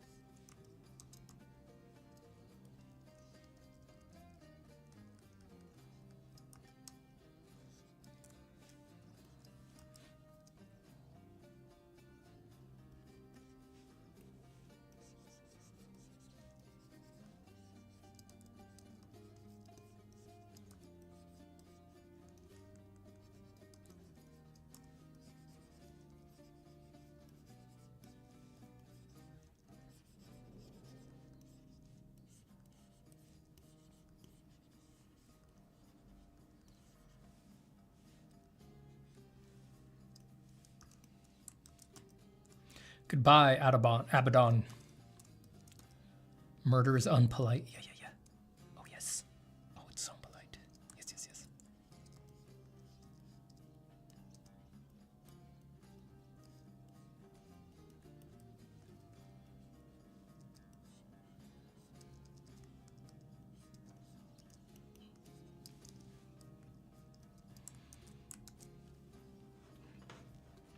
Hello, Charlie.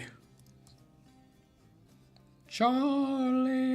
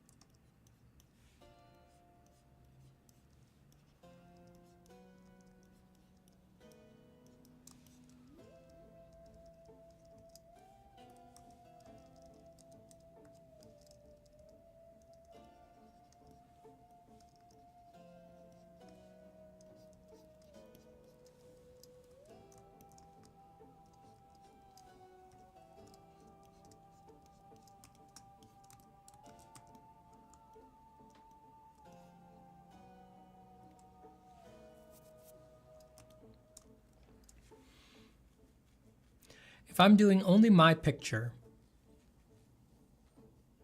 and the only time I use reference is when I hit a hole in my knowledge and need to study XYZ to complete my picture, would that count?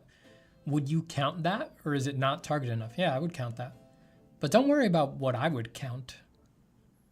I don't like that framing. Would you count that? Not even just, again, towards me specifically, towards anybody. Like, what does it matter that I would count that as doing it correctly or not? Like, if it works for you, it works for you. You know?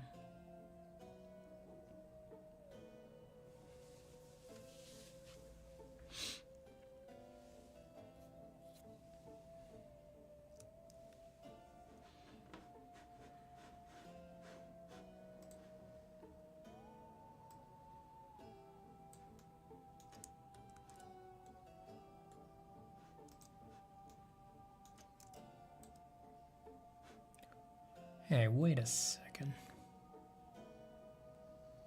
Where the hell did I put my layers?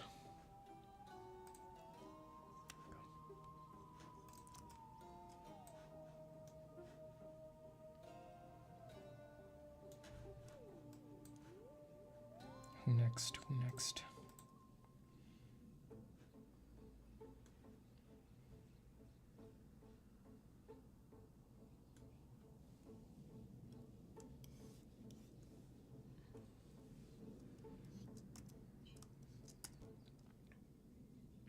Hey Stephen, I'm also doing some concepting at the moment, so I'm taking this as a sign from the gods of concept art to give it my all. Give it your all.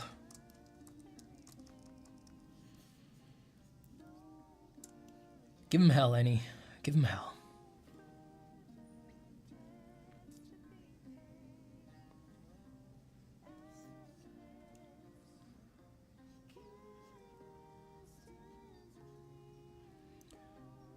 What if one is the kind of person that feels bad when they are not producing new work, but also feels bad when you are not studying?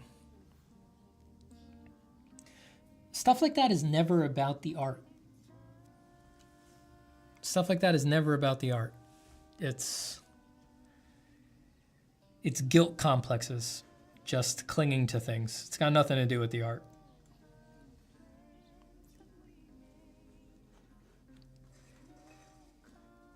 Again, a bummer of an answer, but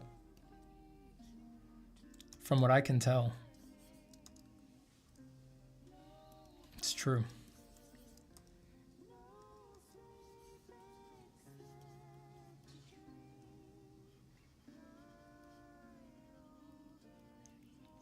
It's not really about what you're doing right or wrong in the process. Those kinds of feelings, feeling bad about this, feeling bad about that, guilt that I should be studying, guilt that I should be producing. Those kinds of feelings are, if you weren't feeling them with art, you'd feel them about something else. It's an internal thing that you need to figure out. If you were trying to be a sandwich maker or something like that, you would feel those same guilts about your sandwich skills.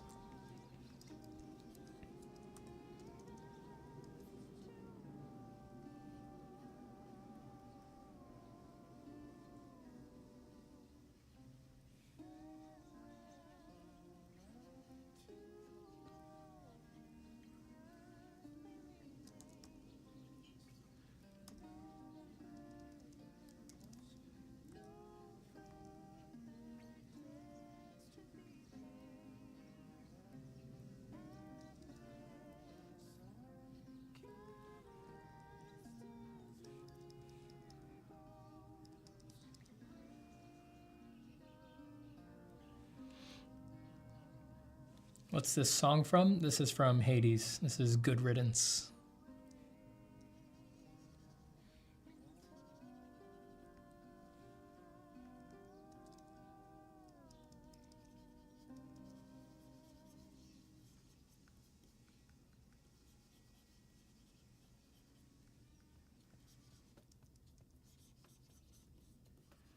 My neighbor is using his table saw. I'm sorry if you can hear that.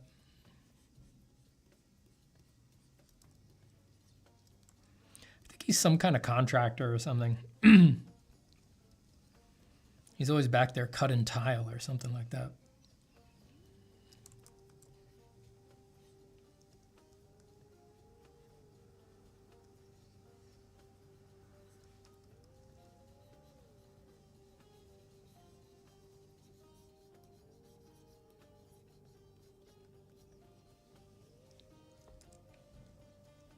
Hey, Stephen, have you made your New Year's resolution? I'm not big on resolutions.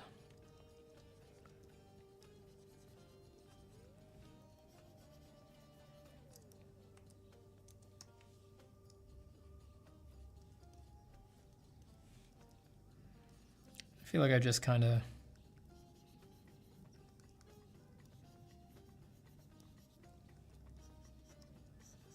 I don't know, they're not really for me. I'm big on Lent.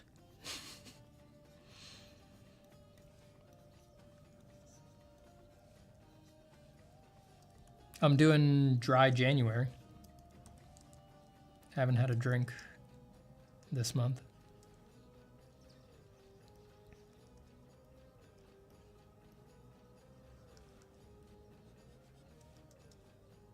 And I'll go the whole month, damn it. I don't think I have a drinking problem or anything like that. I really don't drink much, but I mentioned it to somebody last year, like in December. I forget who, like during the holidays or something, and they were like, oh, that sounds so hard. You could really do, there's no way you could do that. And I was like, fuck you. That's it. Out of spite, now I have to do it. Here I am. That's simple.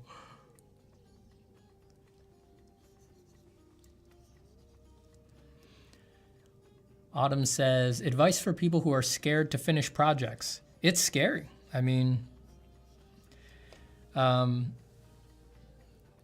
it's scary. I mean, but you got to do it because there's nothing else. There is absolutely nothing. You need to do it to have an art career. If you want to be an artist, if you want to put art out there, you're going to have to finish projects. You know, if you're not trying to become a professional artist or something like that, then you can happily just sketch away forever and it won't be a big deal.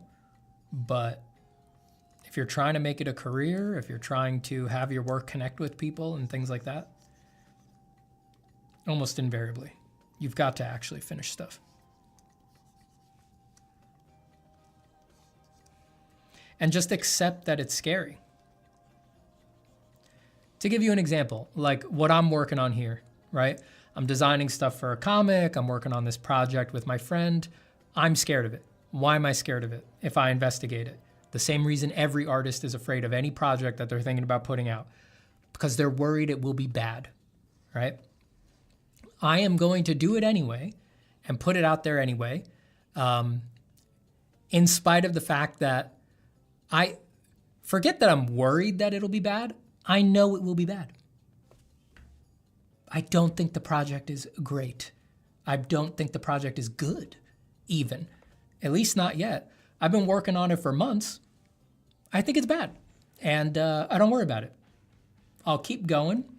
I expect that when I put out there, I at this point in my life, I'm so over worrying about like, oh my God, if I put a comic book out there, oh, people think I'm good. Oh, what about my fans on YouTube and Instagram? Oh, they would be heartbroken.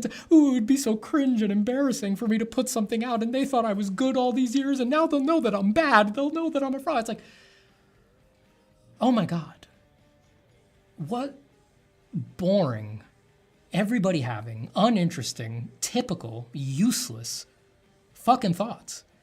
I'm done with it. I'd rather live the other way. It's bad. I'll probably never make it good. I'll still make it. I'll put it out there. I don't just forget worrying. I 100% absolutely guaranteed expect people will read it and go, wow, this thing fucking sucks. And I just don't give a shit. I really don't give a shit. Fine.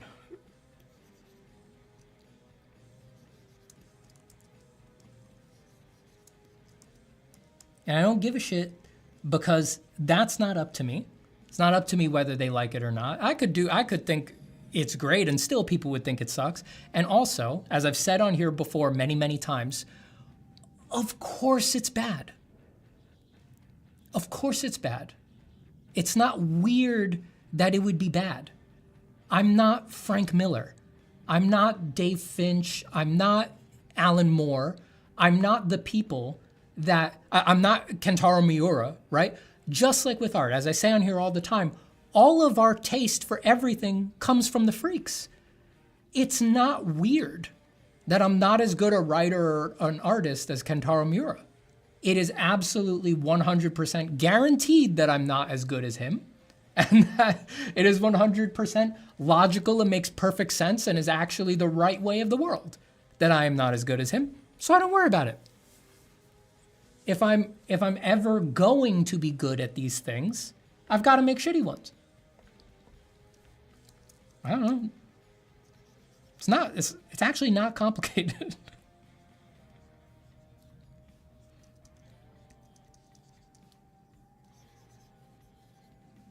So I don't know. Maybe those thoughts can help you feel less scared to finish a project too, you know? I can really only speak from my personal experience, but I think a lot of that applies to most of us. So.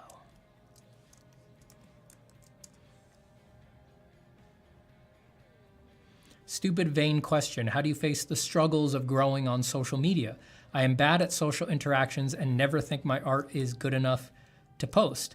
I mean, I don't face the struggles super well. You know, I'm not great at social media. If social media was my focus, there's tons of things I know I could be doing better. I'm personally not great at it. Just post. Your art will never be good enough to post. I mean, you're always going to have problems with your art. You're always going to have, your taste is always going to exceed what you're mechanically capable of. You're always going to see problems with it. Just start posting it now. Nobody cares. That's the other thing you have to remember. You think people care. You think people care if you put bad art on social media. I promise you. The truth is, nobody cares. You will wish people cared. You will wish. The sad reality of the world is that it would be fucking nice if people would give you a shred of their attention to notice that you're putting bad work online. The truth is that it will just disappear. They'll never fucking see it. That your mom won't see it. Nobody will see it. It'll just get swallowed by the algorithm. So don't worry about it. People will only remember your successes. People will only remember your successes on social media. You can always go back and curate. You can delete stuff on your Instagram, on your ArtStation, whatever you want. It's like, just post. If you want to post, just begin, you know?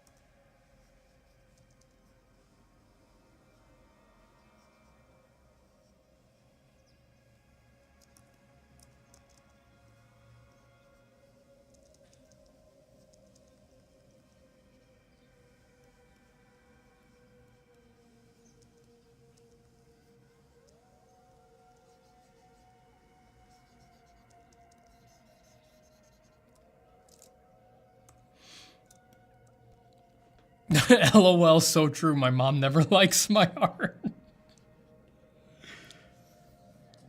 I know it. It's just the way things go.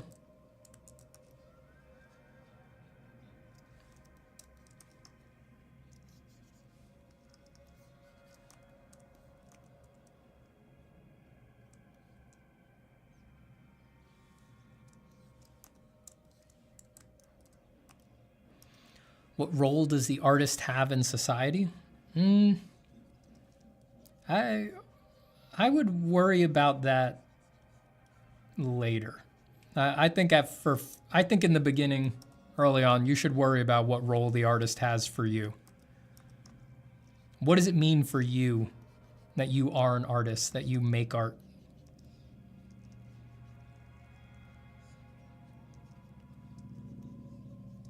Don't worry about the place in society until you've got that shored up.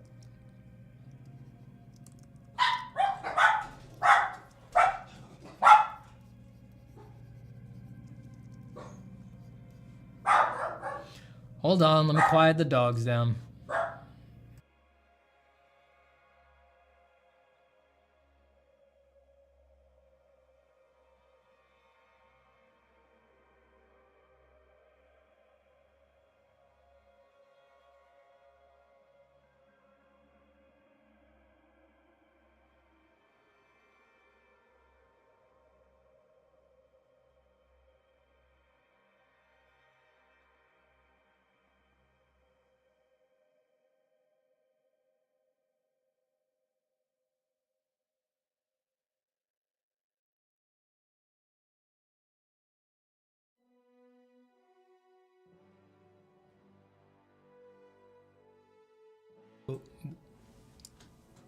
That reminded me that I need to walk them, so I got to get off of here soon.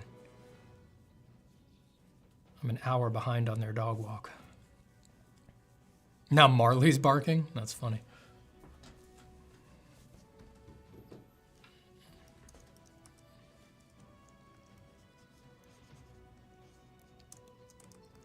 And when the dogs appeared to come barking, yippee-yi-yo. Let me just quickly throw down a little bit more on this guy's face.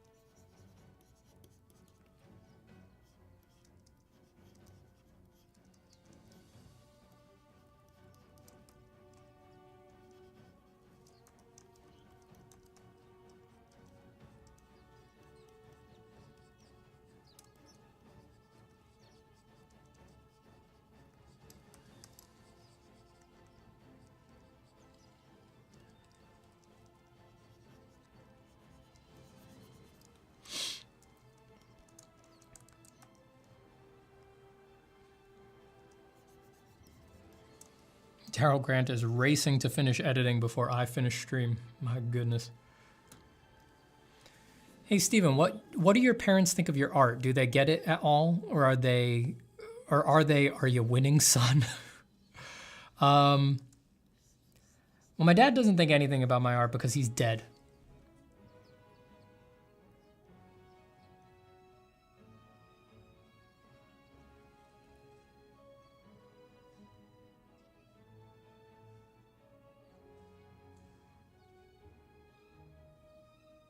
Dead as a fucking doornail, that one.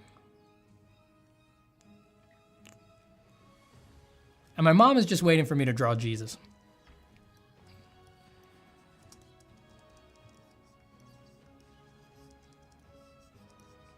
My mom's whole reaction to my art is, wow, really nice devil, son. Can't wait to see that Jesus. I know it's coming any minute now. And I'm like, uh-huh. Yeah. Mm-hmm.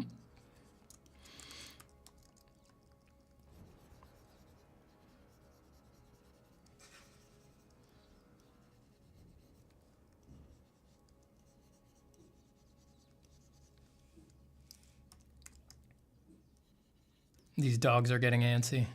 They're gonna start barking again. I gotta give them that wowk. I need to get the energy out.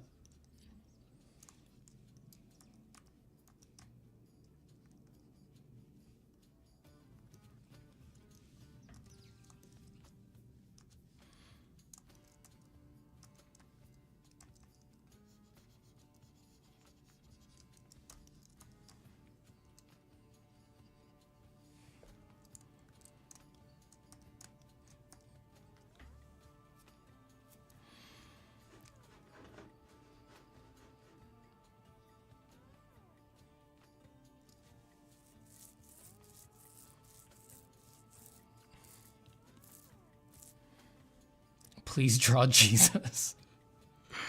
Says Sansia. I have. My mom's got a Jesus drawing, don't worry. But it's never enough for her. One will never be enough.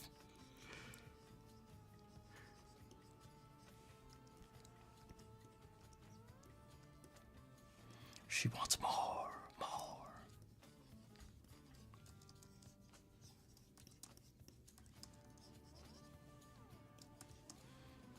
I made her a The Agony in the Garden.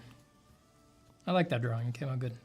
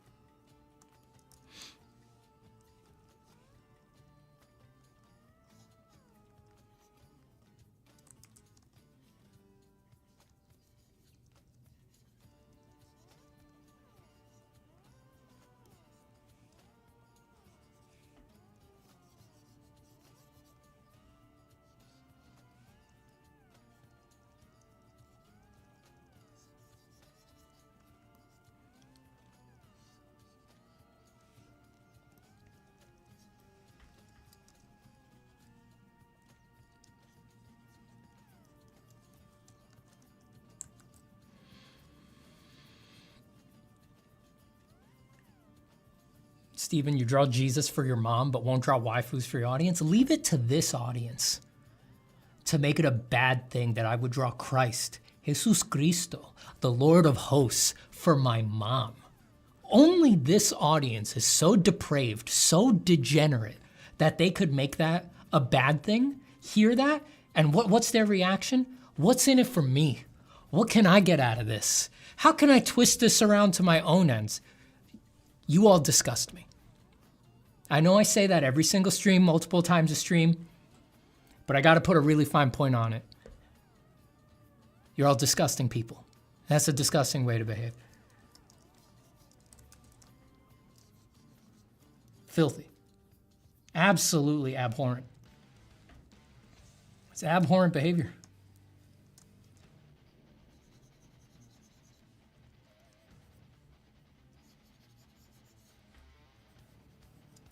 This guy needs his furs. He ain't matching the other ones. I like his face, but... I mean, he could, in a warmer part of the ship, he could have his coat open like this, but for the... I feel like designing them with their coats closed.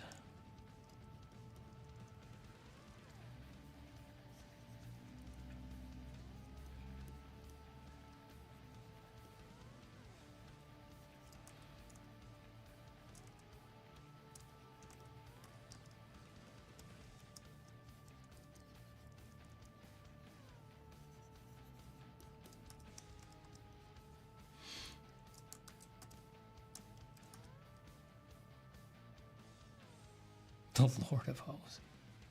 Don't you ever say that. That is not all right. Steven, draw her a biblically accurate Gabriel. I mean, for that stuff, I mean, she's got the Paradise Lost stuff for that. She just wants specifically the Christ.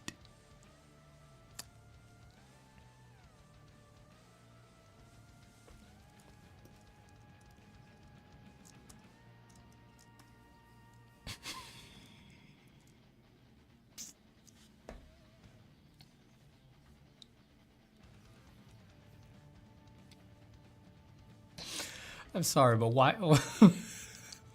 Waifus are haram. Said by Colin Gallagher is a. I think that's my cue to leave. That's my cue to go. I gotta get out of here. It is clear that we've reached the point of diminishing returns now. It's about time to wrap it. Thanks everybody for being here. I got some dogs I gotta walk.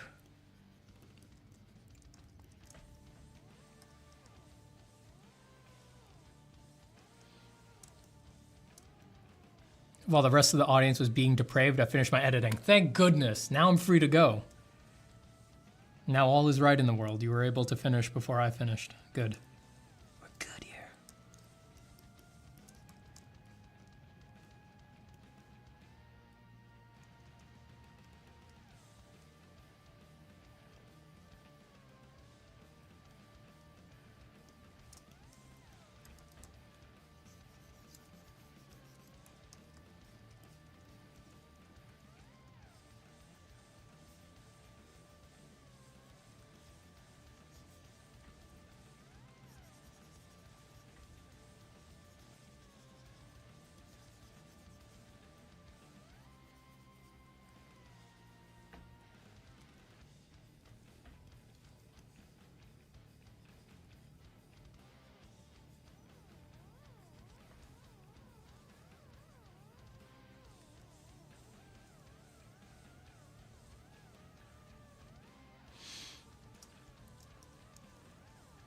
Sorry, I just have to wrap this. Not wrap this guy, but just fix up my problem with his coat before I get off.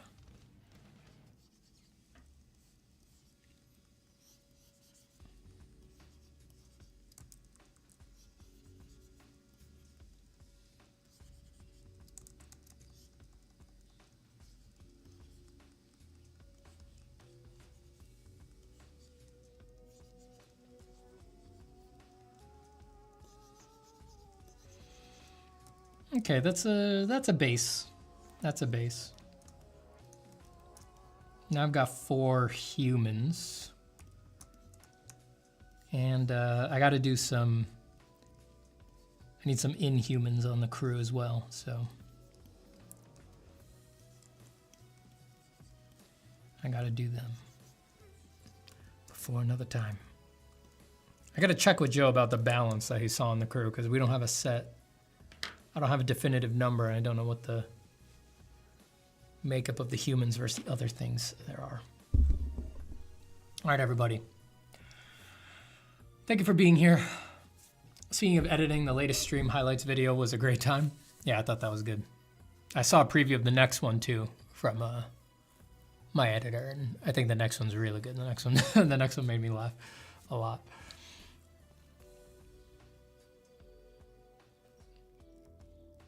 What are you guys talking about? Thanks for the company, Steven. Today is being a hard one. You can do it, Luna. We're all here for you. All right, everybody. I'm wishing you the best. Good luck with all your drawing. Thank you for being with me here today while I drew these 4 weirdos. Always a nice time drawing with you all. And I will see you all very soon. Goodbye, Angel, who just arrived at the end. Goodbye to Colin Gallagher. Goodbye to Ken Levine, Sharp Studio, Fist, Keyboard Thug, Matej Goyar, Autumn Rose, Daryl Grant, Luna CL, Orde Sadho, Seth H, Froggy, Saman Kucher, Sanseya, Black Asylum Autumn Rose, Charlie. And everybody else who was here today. Take care, everybody. And I will talk to you soon. Peace, friends. Oh, I gotta update the thumbnail. Ooh, I've got to update the thumbnail. Let me save this right quick. That's smaller. Forgot I left the mushrooms up the whole time.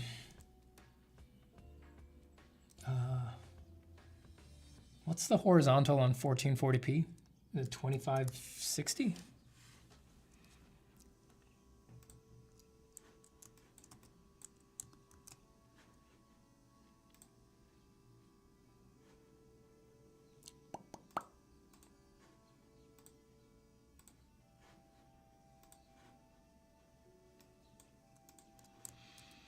And let me just make sure it's at the full size.